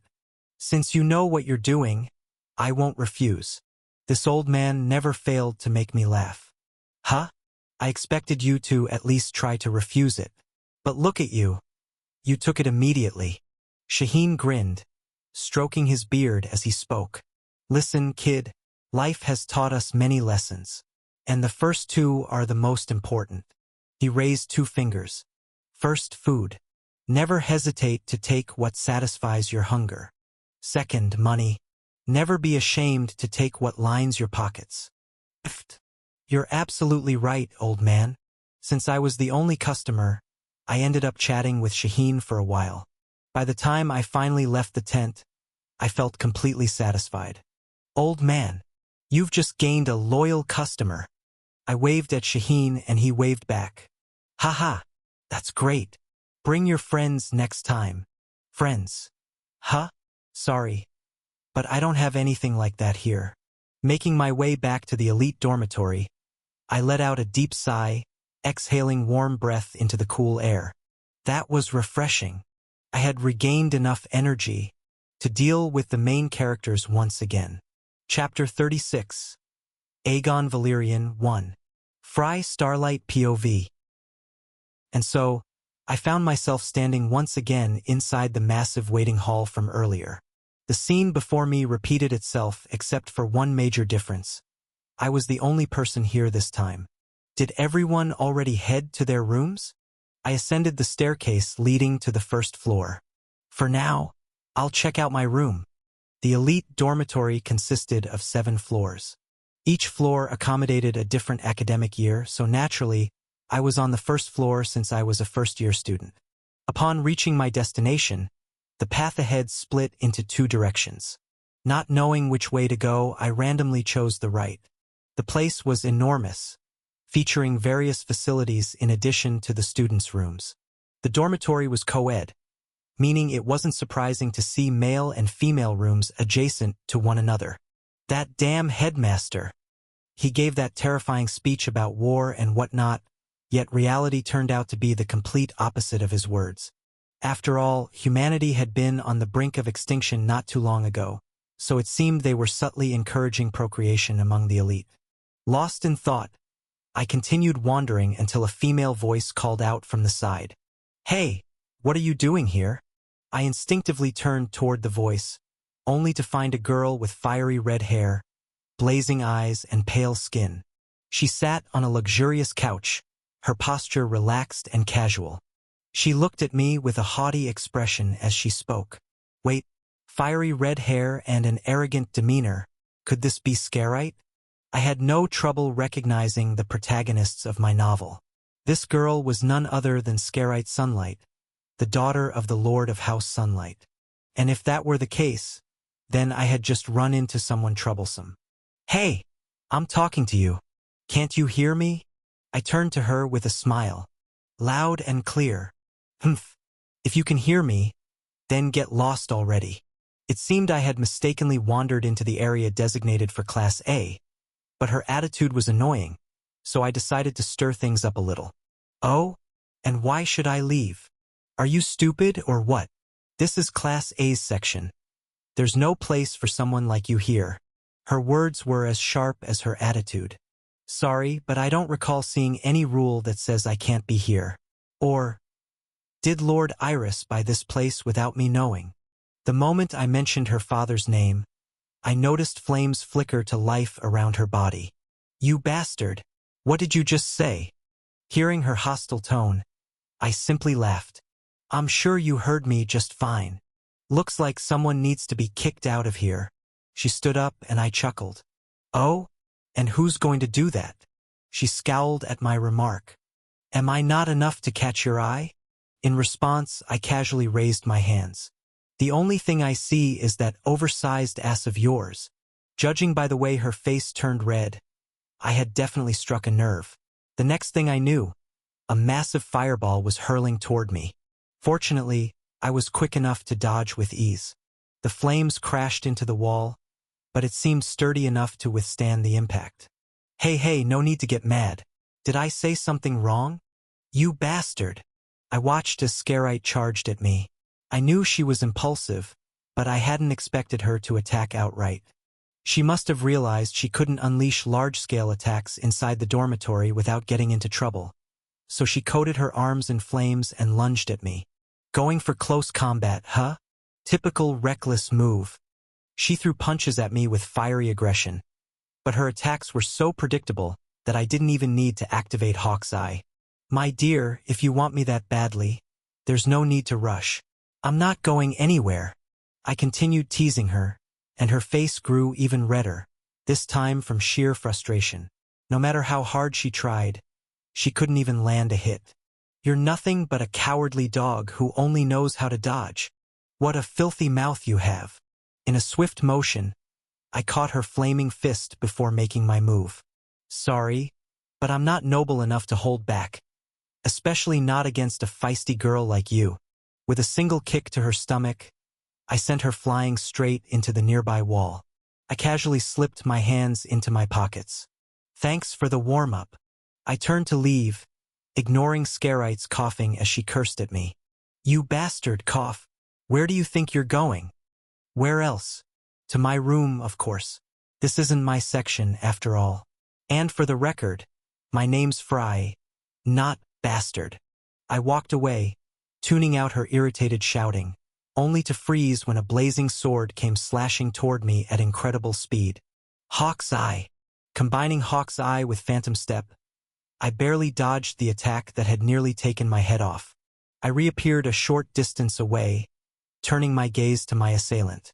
There stood a boy around my age, with fiery red hair and burning crimson eyes, gripping a long sword in his hand. Evan. Scarite's voice confirmed my suspicions about his identity. Great. First the sister, now the brother. Looks like the Iris kids are lining up to mess with me. Evan Sunlight glanced at his sister before his face twisted in anger. How dare you do that to her? Would you believe me if I said she started it? Judging by the look on his face, he didn't care for an explanation. Without hesitation, he charged at me, flames swirling violently around him. This time I had to take things seriously. My opponent was a swordsman, so I swiftly summoned a blade from my ring. A dark aura enveloped me as I dashed forward to meet him head-on. Within the elite dormitory, a crimson streak and a black blur clashed violently, only to be interrupted at the last moment. Just as our swords were about to collide, a bolt of lightning struck between us with pinpoint accuracy. Both of us instinctively pulled back, barely avoiding the electrifying strike.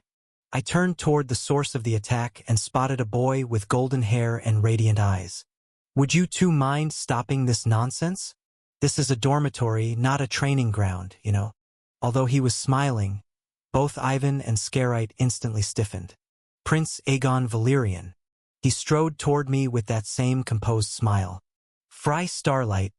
What a coincidence. I was just looking for you. I raised an eyebrow. You were looking for me? I immediately switched to a serious stance. The prince before me wasn't someone I wanted to take lightly. Aegon Valyrian, what do you want from me? Lightning crackled and burst around the boy standing before me.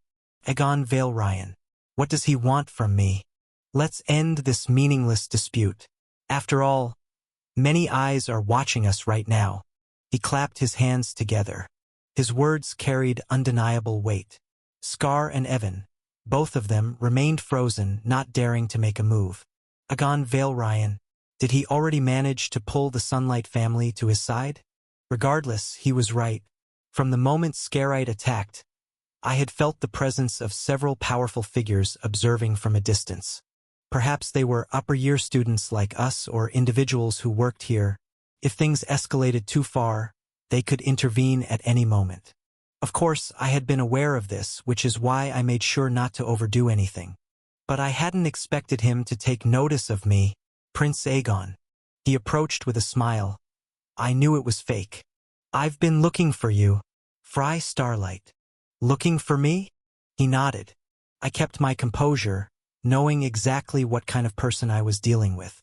How may I assist the prince? No need for formalities. Aegon will do. He chuckled before motioning for me to follow. Come. This isn't something we should discuss here. Of course. I followed him cautiously. Before we left, he threw out a final command. You may go. Scarite, Ivan. I'll handle things from here. They obeyed without question. Look at that. The wild Scarite actually following someone's orders. Someone other than her father. I needed to be more careful around Aegon than anyone else. Was he the strongest? No. His power was formidable, but compared to monsters like Snow and Ghost, he was nothing. Was he the smartest? Again, no. There were plenty of people far more intelligent than him. Then why did I need to be wary of him? The answer was simple. This boy was a snake hiding in human skin. That smile, that demeanor, everything about him was an act. He only let people see what he wanted them to see. A shadow manipulating the game from behind the scenes. If you ever found yourself on his bad side, that would be the worst-case scenario. Because he wouldn't just aim to destroy you. He'd go after the things you loved, your family, your friends. He would do anything to watch his enemies suffer. That's why I was on high alert, though I couldn't help but pity Princess Sansa, who had to deal with him directly. I was the one who created him.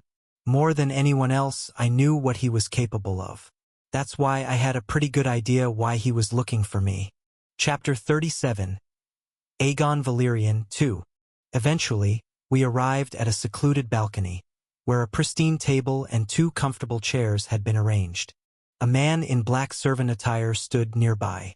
"Everything has been prepared, my lord." The servant bowed, and Aegon gave a satisfied smile.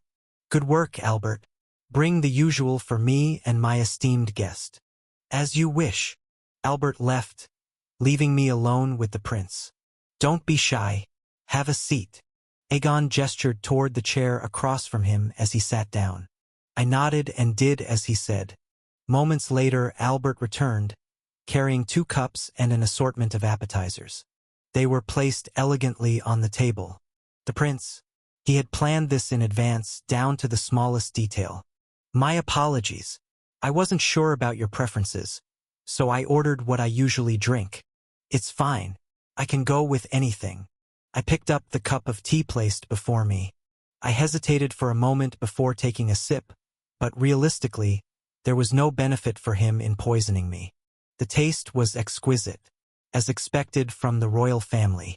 Aegon swirled his cup before speaking. "Tell me, Fry Starlight, do you know why you're here?" I met his gaze, hesitating for a moment before deciding to be direct. There was no point in playing dumb before someone like him. "I assume it has something to do with your conflict with the princess." He nodded in satisfaction. I'm glad. "You're not a complete idiot after all." "Excuse me, did he just call me an idiot?" Aegon didn't seem to care about my reaction as he idly played with his teacup. "You see, Fry, don't you think everyone has their own story?" "What are you talking about?"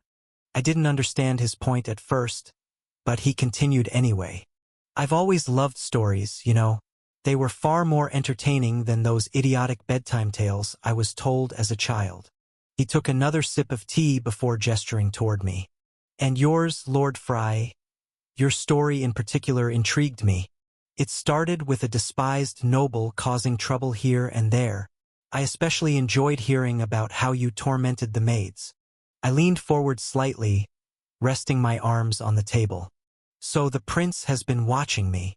"Indeed." He didn't even bother denying it. "No need to worry, Fry. After all, I watch everyone." I must say, that incident with the girl from the Moonlight family was my favorite.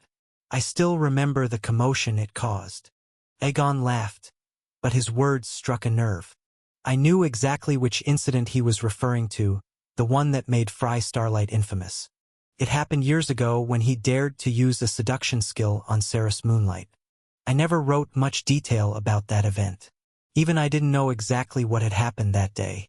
All I knew was that Fry had barely escaped with his life, and when the incident leaked to the public, it caused an enormous uproar.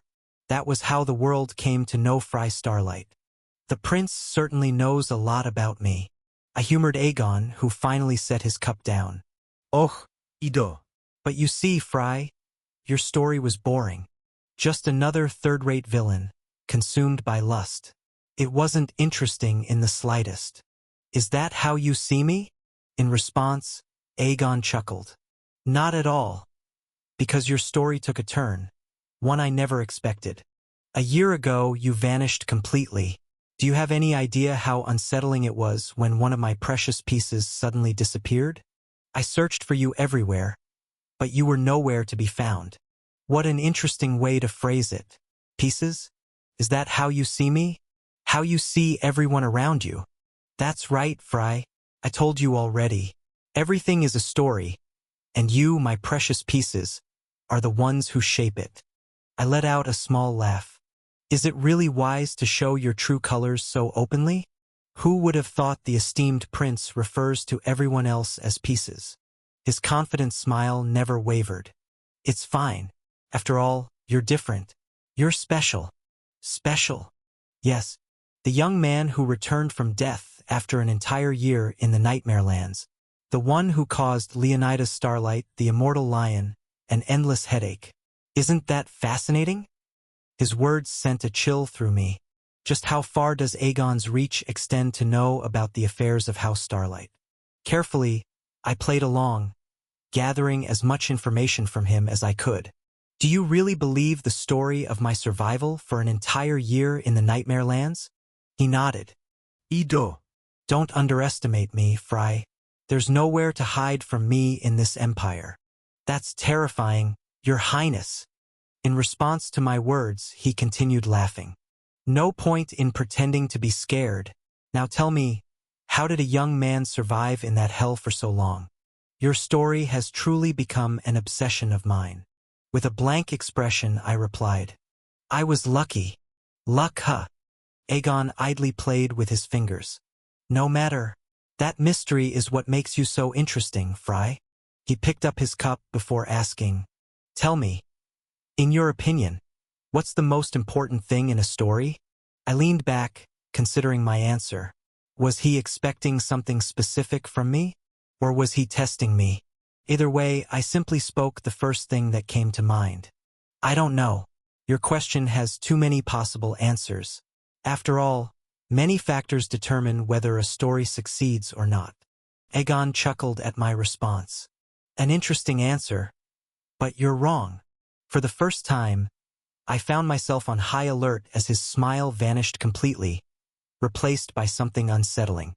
There is only one correct answer, Fry. He let the cup slip from his grasp. The porcelain shattered into dozens of fragments upon impact with the floor. The most important thing in a story is the ending. Aegon slammed his fist against the table as he continued.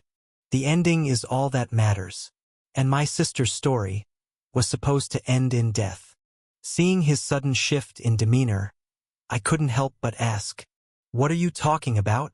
She was supposed to die, Fry. Sansa. Suddenly, the pieces started coming together, and I found myself instinctively rejecting the conclusion forming in my mind. Could it be? Ever since she was kidnapped along with her mother, they were both meant to die. But somehow, she returned. She ruined the ending that was supposed to happen. For the first time, I felt true fear toward the person sitting across from me. Was Aegon Valerian somehow involved in Sansa's abduction? And what was even more terrifying was the way he spoke about it so casually. As if he was telling me, even if you know the truth, it won't change anything. Completely unfazed by my silent turmoil, Aegon continued speaking. She was supposed to die, yet she still lives. She returned to stand in my way. I knew they weren't full siblings, born from different mothers but sharing the same father. But to think that he would actually try to kill her. No, what am I thinking? This is Aegon Valerian. He'll do anything to get what he wants. No matter. All I have to do now is create a new ending. Proper one. Aegon's lips curled into a twisted smile as he extended a hand toward me. I will bring everything to its rightful conclusion, Fry. So join me. Join you? He nodded. Yes, I have a good eye, Fry Starlight. You're the most important piece in this puzzle. The one who will bring everything crashing down. So swear your loyalty to me. I can give you anything you desire. At his last words, I laughed. It had become a habit of mine to laugh whenever I heard something absurd. Anything I desire? Sorry, but you can't. After all, what I truly want is to return to my own world. Sorry, but I'd rather stay out of this succession war as much as possible. Even after hearing my rejection, he didn't seem bothered. Don't pretend, Fry. You're an opportunist. There's no such thing as a person who wants nothing in this world. Smiling, I shook my head. Then I'll have to take back my previous statement. I rose from my chair at that moment. Because you don't know me at all, Aegon Valerian. He frowned slightly before quickly regaining his usual composure. Could it be that you've sworn allegiance to Sansa? You were childhood friends, after all. I shoved my hands into my pockets as I turned to leave. Not at all. Even if she was my childhood friend. As I said, I want nothing to do with this succession war. Reaching the balcony door, I bid him farewell. Goodbye, and thanks for the tea. I had just stepped outside when his voice stopped me.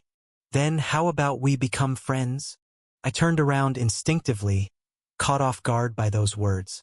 Friends. Yes, after all. How many people have ever dared to speak to me the way you do? He laughed as he stood up. I like that arrogance of yours, Fry, that enigma that surrounds you. You're one of a kind. So, be my friend. At that moment, my smile faltered slightly, unable to fully conceal my unease under Aegon Valerion's piercing golden gaze. But somehow I managed to respond. It would be an honor. Excellent. He waved at me with one hand. Then, I'll see you later, my friend. I nodded before walking away from him. Damn it! I cursed under my breath as I reflected on what had just transpired. I've just gained the most dangerous friend possible. From someone with no friends, to the friend of a mad prince who sees everything as mere pieces on a board. What a development! I sighed. I'd have to play along. At least for now. I was still deep in thought when my entire body screamed in warning. Everything happened in an instant. An eerie chill ran down my spine as I realized what had just occurred. Turning my head, I saw a pale-skinned boy with a slender frame and a gloomy demeanor walking past me. His jet-black hair contrasted starkly against his ghostly complexion.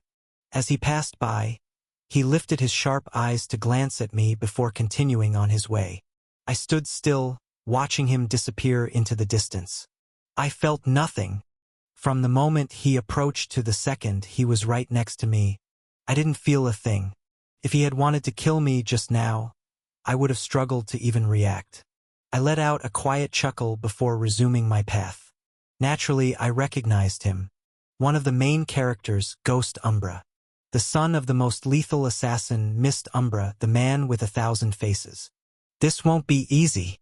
I'd be a fool to think that Snow, the story's protagonist, was the only obstacle standing between me and victory in the Victoriad. After all, this place was filled with monsters. No matter, it doesn't matter who stands in my way. A prince or a hero, an assassin or anyone else, I will crush everything in my path. Chapter 38. Back to School Life. Fry Starlight POV. I think this is the right way. I finally managed to enter the section designated for Class B.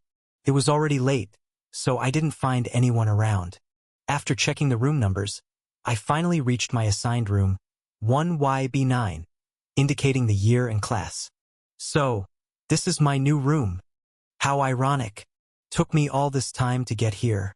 Even though it was my first day inside the temple, it had already been eventful. The room's lock operated just like hotel locks in my world. So I swiped the card, and the door clicked open, revealing the interior. What I saw was a spacious living room with a few couches, furnished with most of the necessities I could need. The place had an aristocratic ambience, befitting its reputation as the best accommodation in the temple. A simple curtain separated the living room from the kitchen, while on the other side, there was a connected bedroom and a bathroom. I couldn't help but laugh at the sight of it all. This isn't a room, it's a whole apartment. I could live the rest of my life here without worry. This level of accommodation was one of the reasons why some high-rankers never left the temple. After all, not everyone belonged to a noble family. I quickly unpacked the few belongings stored in my ring. Previously, they had taken it from me during the temple's security check. My heart nearly sank at the time. My laptop was inside. Fortunately, they couldn't see it. Once everything was set, I sat at the desk prepared for me and played around with my laptop. Let's see what we have here. Today, I got involved with some dangerous people like the prince, but I shoved those problems to the back of my mind. Something else had been bothering me for a while, the assassination attempt earlier. At that time, I had no defenses against the mage. His spell had worked directly on me. It's true that powerful spells take time to chant, but that only applies to low-tier mages. After all, S-rank mages and above have an instant casting rate. If I ever found myself up against one, it would be a disaster. And ironically, the first major event in the temple would be caused by a mage. I need to do something about this. The solution was simple. I navigated to the bio section and started typing at random. Ability, magic immunity. The user becomes inherently resistant to magic. Any spell that enters their domain is nullified instantly. I wrote down the ability I wanted and waited for the result. Cost 100,000 achievement points. System note. Do you think it's that easy? You'd have better luck counting the hairs on your ass before you gather that many points. A vein popped on my forehead as I read that. I understood why such a powerful ability was expensive. But why the hell was this stupid system messing with me? I leaned closer to my laptop's camera, narrowing my eyes. This isn't something a system would say. Someone is talking to me from behind this damn screen. Aren't they? Why don't you show yourself and say it to my face? After messing around for a bit, I gave up when no one responded. Anyway, back to important matters. 100,000 achievement points was far too much for me, but I wasn't giving up yet. There was always a loophole. I rewrote the ability with the same specifications, but this time, I added an additional condition. In exchange for magic immunity, the user loses the ability to use any form of magic for life. What about this? This was a huge gamble. Magic in this world was limitless. If one mastered it, they could do virtually anything. It would have been an incredible asset for me, but I lacked knowledge about the world's magic system, let alone how it truly worked. It was the most complex aspect of this world. So, I decided to give it up. After all, I had already chosen my path as a swordsman. I waited for the system's response. Cost 25,000 achievement points. System note. Not bad, but you're still naive. A wide grin stretched across my face. Ignoring the system's snarky remark, it actually worked. The more restrictions I added, the lower the cost. This was valuable information for the future. After all, I had just reduced the original cost by 75%. But even so, 25,000 achievement points was still too much for me at the moment. Current achievement points, 4,700. Damn it! Because of my past negligence, I had lost 2,000 points just to gain poison immunity. 4,700 was nowhere near enough. This isn't enough. I needed to do something else. I racked my brain for a solution. Eventually, I typed out my next idea. Restriction. Magic immunity only activates upon physical contact with the target. This put me at a huge disadvantage. Mages were long-range fighters, and getting close enough to touch one was almost impossible. But I had no choice. If used correctly, even with these drawbacks, the ability could still be extremely powerful. I held my breath, waiting for the system's response. Cost 10,000 achievement points. System note. You're really stubborn. This is the last discount you're getting, even if you offer up your ass next time. I punched the laptop screen. Stupid system. Aside from the useless commentary, I had successfully reduced the cost to 10,000 points. Much better than before. But I still didn't have enough to purchase it, which meant I had no other choice. Missions. I needed to complete some stupid missions. I opened the mission list, hoping the system wouldn't give me anything ridiculous. Since my days in the Shadow Sect, simple tasks like push-ups and running had vanished. Now, the system had free rein to get creative. And here we go. Side missions. Confess to a girl from the elite class. 200 achievement points. Win a 1v1 against one of the following. Snow Lionheart, 1,000 points. Ghost Umbra, 750 points. Ceres Moonlight, 500 points. Slap Emperor Mikar Valerian's face, 10,000 achievement points. Walk naked in the elite dormitory, 500 achievement points. Main missions. Empty. Final mission. Win the Victoriad. I stared at the screen for a long moment. Then, I slowly placed my hand over my face. Are you serious? The missions were either absurd or suicidal. Confessing to a girl? Walking around naked? Was the system's creator a child? Or did they just enjoy messing with me? And let's not even talk about slapping Mikar, the strongest living human at the moment. To top it off, the system conveniently offered exactly the amount of points I needed. Nice try, you damn system, but I'm not suicidal. On the other hand, facing the main characters and winning was difficult but not impossible. Maybe I should try that. My head ached, so I shut my laptop and collapsed onto the bed. It wasn't as massive as the one in the sect, but it was good enough. Exhale. Dealing with main characters was harder than I thought, but it was necessary. I could pretend and stay away from the elite class. Unfortunately, that wasn't an option. The main events revolved around this class. There were things I needed, and the only way to get them was to be involved. I won't be able to defeat the protagonist without them, after all. Absent-mindedly, I traced the serpent tattoo on my arm as thoughts of the protagonist filled my mind. You know, Balerion, you were never supposed to end up with me. Balerion, the sword Snow wielded for a significant portion of the story. Taking it had already altered countless events. But who cares? He'll manage. After all, the protagonist I created isn't that weak. And I'm not his mother to clear the path for him. Lost in thought, I eventually drifted into unconsciousness. The next morning, I barely managed to wake up in time. Damn it! Waking up early and going to school. How long had it been since I last did this? After a long internal battle, I finally dragged myself out of bed and took a quick shower. As I stepped out, I caught a glimpse of myself in the mirror. Maybe I don't match Snow in looks, but I'm still one of the most handsome men in this world. Examining my features, I noticed how they had matured since I left the Nightmare Lands. My large, dark eyes and pale, almost ghostly skin. Damn, I was close to falling for myself. Watch out, ladies, or you'll lose your minds.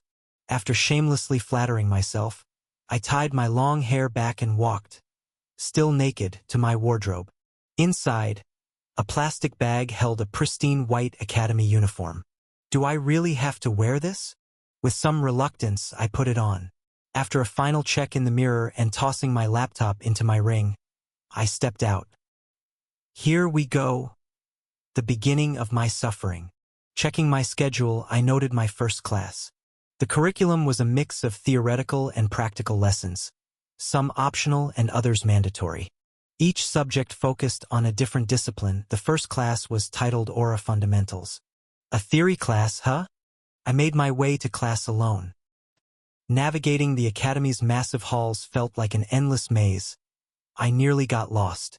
Glancing at the time, I realized I was already late. Standing before the classroom door, I hesitated briefly before pushing it open. Inside, the room was vast, structured like a tiered lecture hall stretching from the upper levels down to the front. A large battle arena occupied the lower section, and behind it stood a massive blackboard. Finally, you decided to grace us with your presence, Student Fry Starlight. Every gaze in the room turned toward me. At the front stood a short old man with wild, unruly hair, almost as if he had been struck by lightning, instantly reminding me of Einstein. He wore round, spiral-patterned glasses and a long white lab coat over his formal attire. Shit! Is this who I think it is? I quickly made my way to an empty seat, offering an apology. I got lost on the way. I'll let it slide this once, but this is your last warning, boy. Of course. I settled into a secluded corner, trying to avoid drawing more attention to myself. Professor Alexander Fleming. I had no intention of getting on his bad side. This crazy old man was an S-rank aura user with terrifying mastery over his abilities. As I mulled over this, I noticed someone waving at me. Is that Prince Aegon? Looking around, I realized this was a joint class for sections A and B. Damn it! I hadn't wanted to encounter Aegon this soon. Fortunately, he didn't approach me, despite claiming we were friends, which made things easier. After scanning the room and noting everyone's positions, I refocused on Professor Fleming. Standing with his hands clasped behind his back, he suddenly called out, "I know you've just settled in, but would you all come down here?" Hearing that, I knew exactly what was coming next. Section A, led by Prince Aegon, moved first, followed by Section B, led by the princess. Blending in with the group, I avoided standing out, especially when I noticed Sansa watching me intently. She was serious about this, huh? Sighing, I made my way down. At that moment, I caught sight of a blonde-haired boy glaring at me with obvious disdain. Having grown accustomed to recognizing contemptuous looks ever since obtaining this body, I picked up on it instantly. But who the hell is that? I didn't recognize him, aside from the fact that he was in my class. Choosing to ignore him, I continued forward. When he realized I wasn't reacting, the boy scowled but refrained from doing anything reckless in class. So much for having a peaceful school life. Once everyone gathered on the platform, Professor Fleming placed a strange device in the center. Do you all know what this is? His gaze swept over us expectantly. A familiar face raised her hand, Adriana. He nodded for her to answer, and she spoke up eagerly.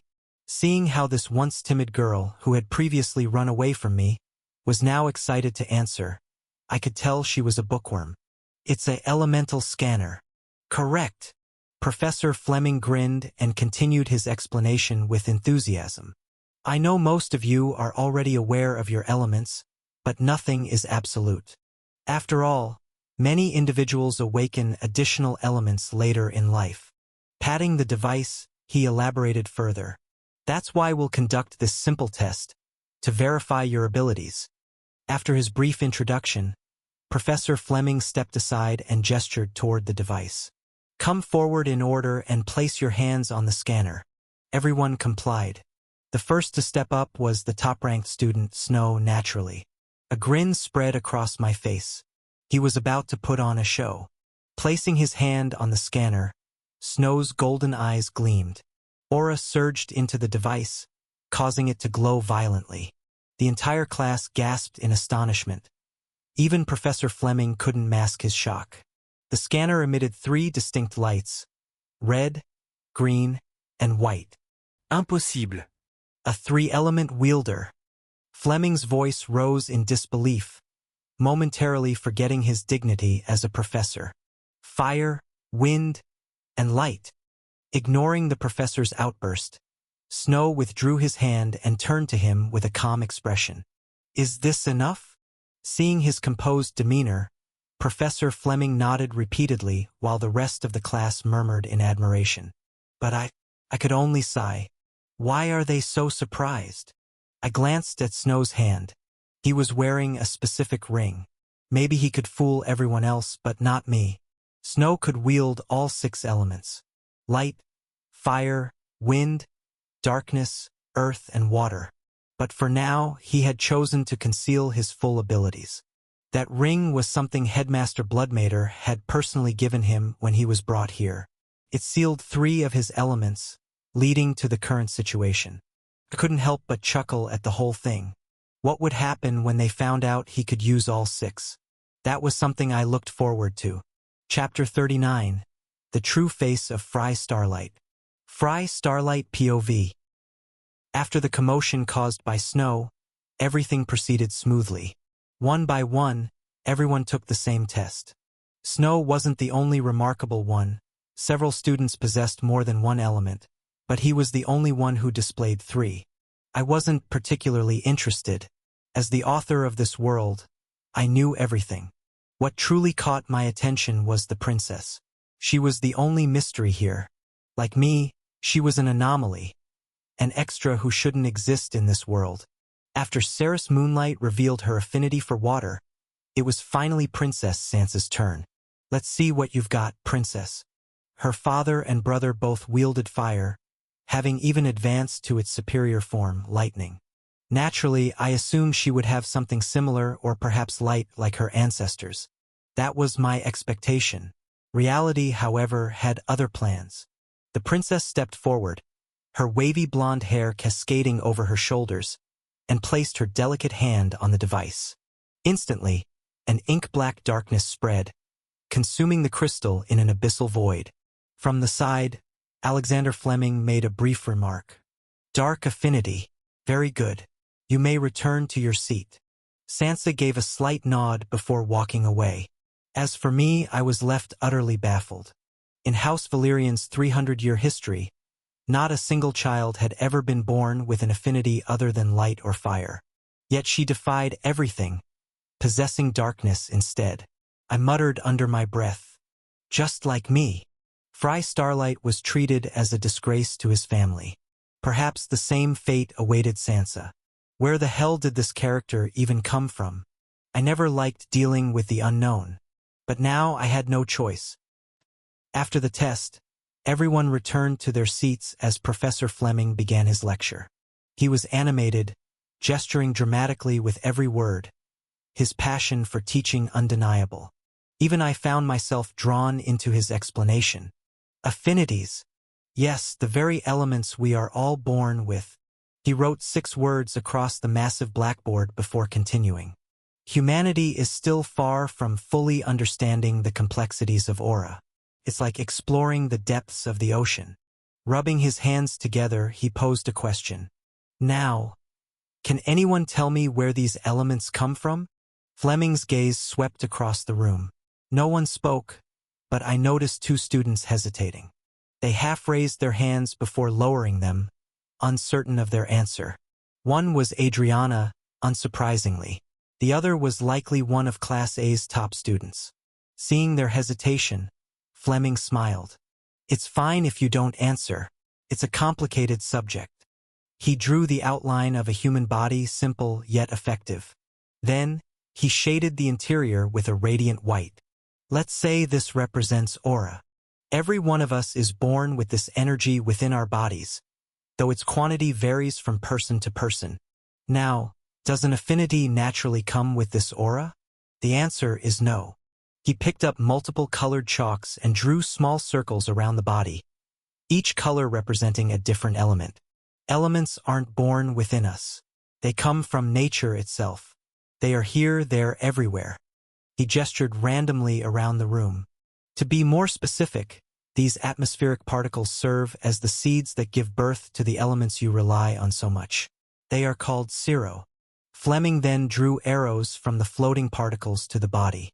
The key lies here. Our internal energy acts as a magnet. It naturally resonates with a specific type of cirro in the atmosphere, drawing it in. Aura plus cirro égale élément. Simple, isn't it? He chuckled, but the students' reactions varied. Some nodded in understanding. Others looked indifferent. Then there were those who were completely lost, like the muscleheads Ragna and Danzo. Fleming continued, addressing an important point. "I know what you're all thinking. This process isn't entirely random. Factors like heredity play a role. If one of your parents wields light, for example, your chances of developing that affinity increase." He paused before pointing at me and the princess. "Of course, it's not absolute. We have Sansa Valyrian and Fry Starlight as living proof. That bastard." Was he deliberately drawing attention to how our affinities contradicted our family legacies? Fleming carried on as if nothing had happened. "I wasn't particularly bothered by being singled out for possessing darkness. If anything, it was the reason I had mastered the 10,000 steps of shadow technique. But that didn't mean I enjoyed being toyed with. Alexander Fleming, messing with me is a terrible idea." Sansa, on the other hand, remained indifferent, her expression as apathetic as ever. The professor was about to continue when he noticed that class time had already ended. Well, it seems that's the end of our fascinating discussion. Next time, we'll talk about higher-tier elements, so look forward to it." I didn't bother listening to his closing remarks. I was already out of the room. Checking my schedule, I found my next class. Another lecture. Combat positions and fighting styles. I sighed. I hate school. I was making my way down the hall when I sensed someone approaching from behind. Turning, I saw a girl with white hair walking beside me. "Hello, Fry. Clanna? What do you want?" With that same mischievous smile that always sent a shiver down my spine, she closed the distance, wrapping her arms around mine. "We're family, so it's only natural for us to walk to class together, don't you think?" I glanced at my arm, currently trapped between her chest. I don't mind, but are you sure you want to be this close? Why? Are you going to do something to me? I turned away with a neutral expression. Maybe. She must have been waiting for that answer because she clung to me even tighter. Then go ahead. I don't mind. I remained silent against her provocation. Expressionless, I kept walking, ignoring her grip. What's wrong, Fry? Changed your mind. At that moment I stopped. As you wish. I shoved her against the wall and leaned in. She was about to speak, but I grabbed her chin, forcing her to look at me. Vous weet, Frey, I. Don't speak. Her eyes widened as I brought my face closer. Clanna, you're trembling. I felt her body shake. That teasing, playful demeanor disappeared, replaced by the expression of a startled girl. How cute. I was about to steal a kiss when she pushed against my chest, forcing me to step back. Seeing her reaction, I laughed. What's wrong? Didn't you say you wanted this? Why stop now? Her lips trembled as she lowered her head, stepping away. I didn't think you'd actually do it. Of course I would. Did you think I'd just stand there blushing like an idiot? At my words, she shrank even further. Raising my hands in surrender, I backed off. Luckily for you, I'm a gentleman, so I'll stop here. But don't expect others to do the same. So don't pull a stunt like that again. She merely nodded before hurrying away. Tisk. That's the second time a girl has run away from me. Not that I cared.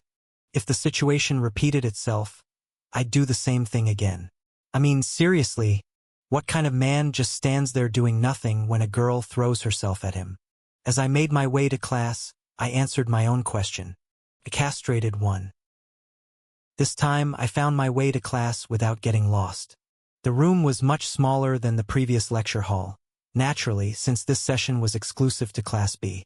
I made my way inside, choosing the last seat in one of the rows, keeping my distance from everyone else. Clanna was there too, but she didn't dare look at me. Good. Hopefully, this teaches her not to mess with me again. A few minutes passed, and soon, the rest of the students arrived, taking their seats as we waited for the professor. Then the door opened, and for the first time today, I found myself genuinely surprised. A woman entered. Long, flowing violet hair. A mature, curvaceous figure. Features so alluring they seemed almost unnatural. Her gaze swept across the entire room before she made her way to the desk. Wait. This is Professor Sophia. What the hell was she doing here? I quickly averted my eyes as realization dawned upon me. Sophia. In the original story, she was Class A's main instructor. Yet somehow she was standing here now, teaching Class B instead. What the hell is going on? The room erupted in hushed whispers, especially among the boys. And honestly, who could blame them? Class B had its fair share of beauties, Saris, Sansa, and others, but Sophia was something else entirely. Saris was beautiful. Sophia was beautiful. Not the same thing. She had a level of maturity that the other girls in class simply lacked, the kind of presence that made it hard to look away. The closest comparison would be Carmen. If I wasn't mistaken, she was in her late 20s, which, unfortunately for me, was very close to my mental age. Troublesome. Seated at her desk, Sophia casually tapped her fingers against the surface. A simple motion. Yet, it sent a wave of pressure rippling through the room, silencing everyone in an instant. The elite class is quite lively this year. Her voice was smooth, rich, undeniably intoxicating. As she scanned the students once more, a glimmer flashed through her violet eyes.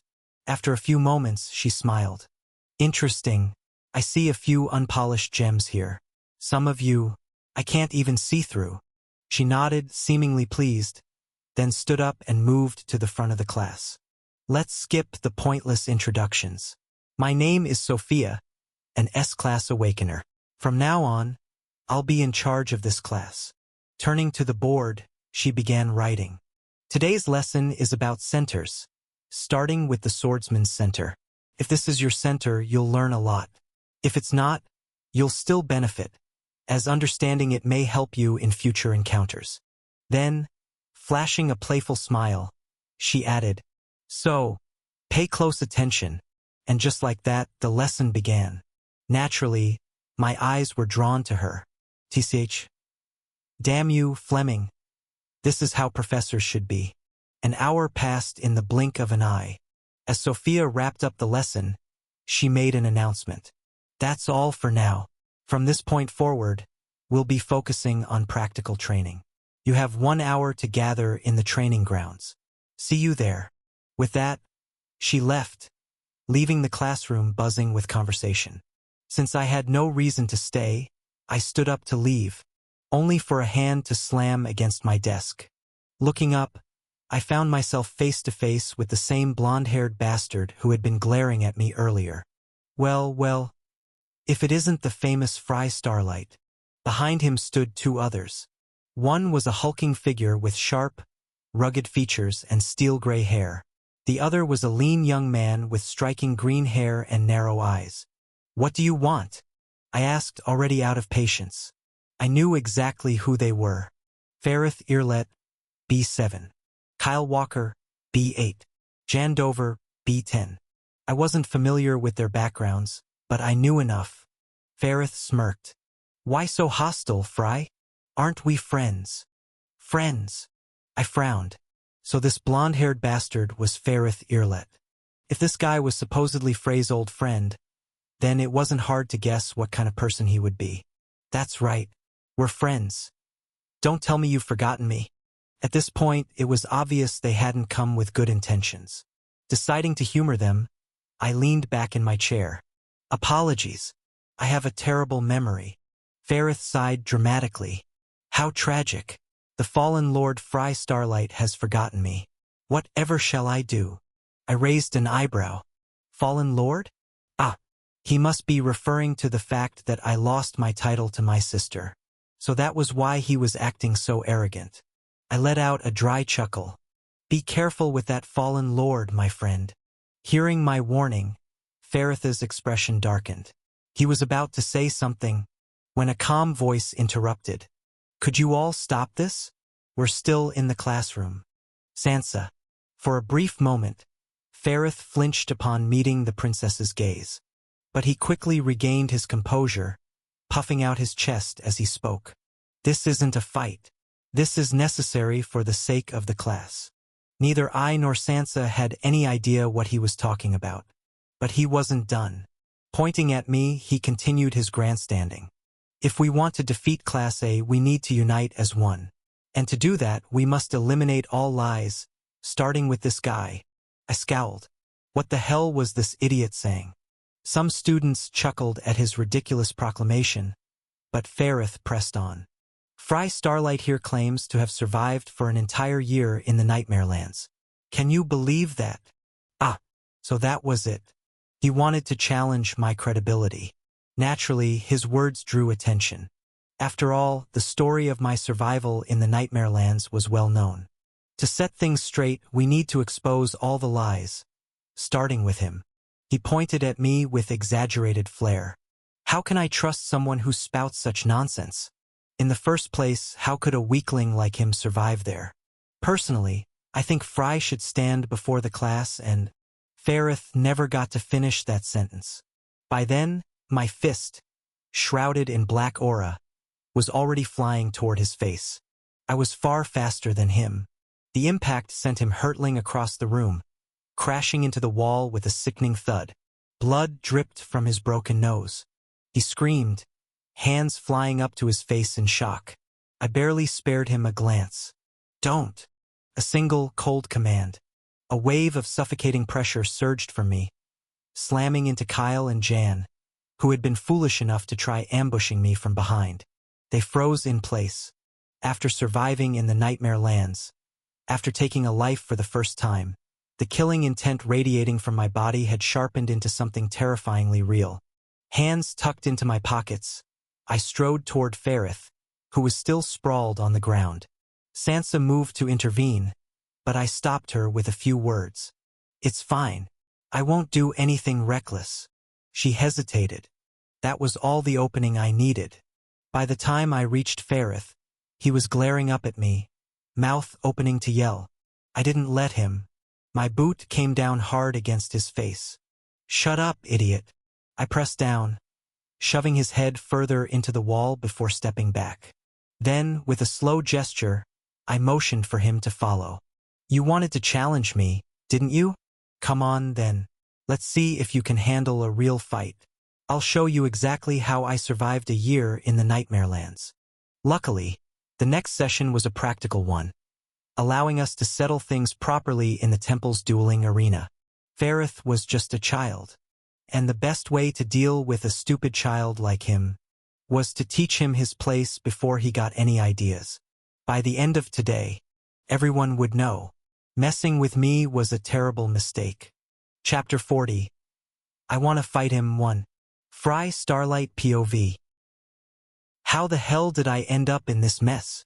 It was supposed to be a simple duel. An ordinary, straightforward match. So why the hell was the entire place packed? I stood in the tunnel leading to a training arena. It stands towering on both sides. Everything seemed normal except for the fact that every seat was filled. Above me, the giant screens flared to life in a dramatic display, showing my face alongside Ferrith's. Fry Starlight versus Ferrith Earlet, Arena 2. They were probably broadcasting the same thing outside. Whatever.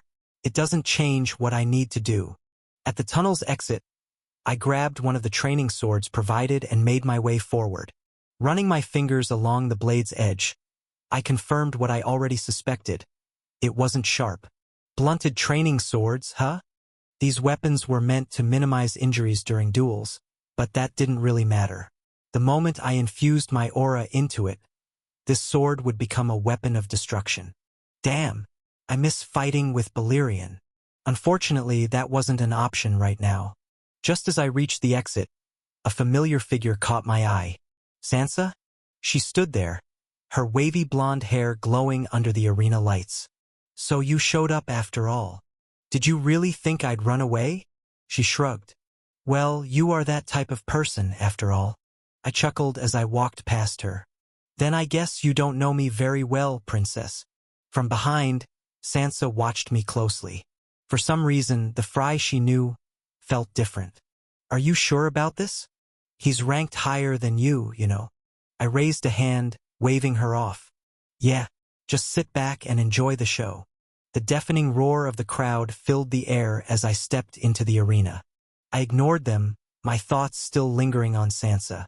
She saw the original owner of this body as her childhood friend, which explained her casual way of speaking to me. But I wasn't the Fry she once knew, making it difficult to interact with her naturally. I'd deal with that later. Right now, I had other things to focus on. Shifting my gaze, I turned my attention to the blonde-haired young man standing at the center of the arena. Ferrith Earlet.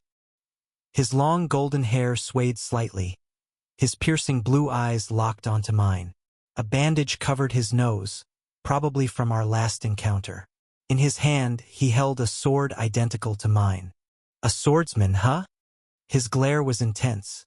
If looks could kill, I'd be dead 100 times over. That bandage on your nose suits you. At my smirk, Ferrith's grip on his sword tightened. He raised it, pointing the blade directly at me. Fry, you're going to regret this. We'll see about that. As we squared off, a tall, dark-skinned man entered the arena. His posture was straight as a spear, hands clasped behind his back. His presence alone reminded me of the warriors from my old world. He stepped between us, his sharp gaze commanding silence. I am Chupo Moting, overseer of the temple's arenas. I will be the referee for this duel. A surge of green energy erupted from his body, spreading across the arena and forming transparent barriers around us. The duel ends when one of you surrenders, is knocked unconscious, or is forced out of the ring. No lethal blows or excessive damage. If I see anything out of line, I will intervene immediately. Any objections? No. No. We both answered in unison. Good. Then, begin. With that, Chupo Moting vanished, leaving me alone with Ferrith in the ring. If you want, you can call your friends over too. I don't mind making this a 3-on-1. A vein visibly twitched on Ferrith's forehead as he slammed his foot against the ground. Let's see if you're still talking when I bury you. The moment those words left his lips, the air around us shifted. A green, ethereal aura wrapped around Ferrith as the wind began to gather around his blade. Wind affinity, huh? The currents intensified, sharpening into a blade of pure air. So much for using blunted swords. At this point, I was sure his weapon could slice through iron if he wanted. He's not as weak as I thought. Grinning, I watched my opponent. This just got interesting. Take this. Ferrith swung his sword in a vertical arc, sending a massive crescent of cutting wind toward me. It was fast, blazing across the arena and leaving a deep scar on the ground. The wind slash continued forward, slamming into the barrier with a loud boom. The energy dissipated, leaving behind a massive gash in the arena floor. But in Ferrith's mind, there was only one thought. Where is he? He looked ahead, only to find nothing. Well, that was a pretty decent strike. Spinning around, he found me already behind him. His eyes widened in shock. How? The simple. I'm just too fast. Bullshit. Ferrith swung wildly, unleashing 3 more wind slashes. The audience gasped at their terrifying speed. But to me, too slow. Dodging them was effortless. Ferrith was simply swinging at where I stood, rather than predicting where I'd be. With phantom steps, I weaved through the attacks with ease. Once again, his wind slashes crashed into the barrier before dissipating. I circled him like a predator, watching as confusion flickered across his face. This guy had some kind of inferiority complex toward Fry, which meant, if I wanted to break him completely, I had to crush him. Let's see. 3 moves. That's all I'll need. TCH. Keep talking, coward. All you do is dodge. No need to rush. The real show starts now. With a grin, I shot forward. Snow Lionheart POV. I had always wished for a chance to attend a normal school, to live the life I was once denied. That fateful encounter with Headmaster Bloodmater changed everything. Now, I was here, a student in the strongest class of the temple. But I never expected to feel this bored. Yawn. The instructor was explaining the fundamentals of swordsmanship. His lecture was flawless, but I already knew all of this. At this rate, I wasn't sure if the temple would teach me anything worthwhile. Maybe I should have continued following the path of the lone sword instead of coming here. I was still lost in thought when the lesson finally ended. Finally!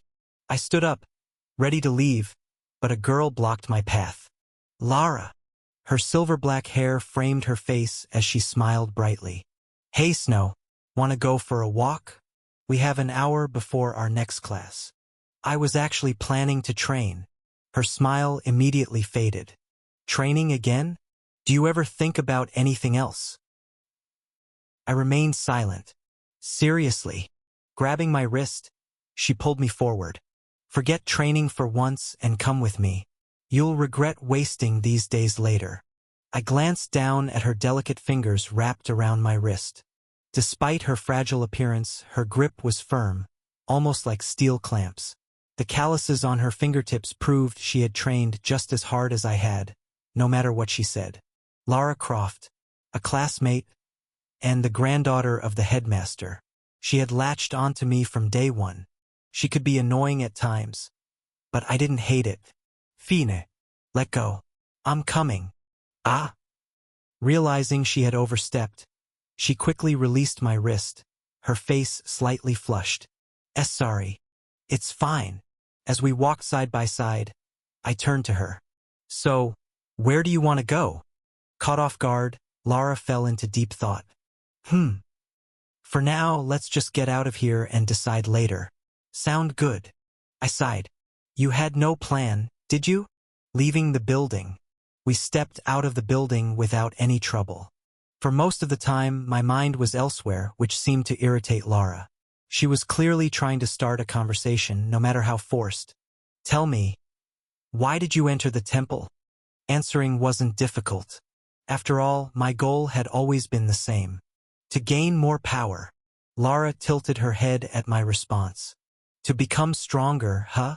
Even though you're already the strongest. I shook my head. I'm still nothing but an insect. I wonder what the others would think if they heard the top-ranked student say something like that. I was about to reply when the sound of hurried footsteps interrupted my thoughts. A large group of students was rushing toward something in the distance. They were in a hurry. What's going on? I asked instinctively, and Lara checked her smartwatch. A few moments later, she had an answer. Looks like there's a duel. A duel? She nodded. Yeah. 2 students from Class B decided to fight. She read their names out loud. Ferrith Earlet versus Fry Starlight. I didn't recognize the first name. But the second one, that was a name I remembered. Lara suddenly smiled. Are you interested? Should we go watch? I shrugged. Like I told you before, I'm fine with anything. Lara sighed. You never fail to surprise me with how indifferent you are. Fine, let's go. I don't have any better ideas for killing time. All right. And so we made our way to the arena.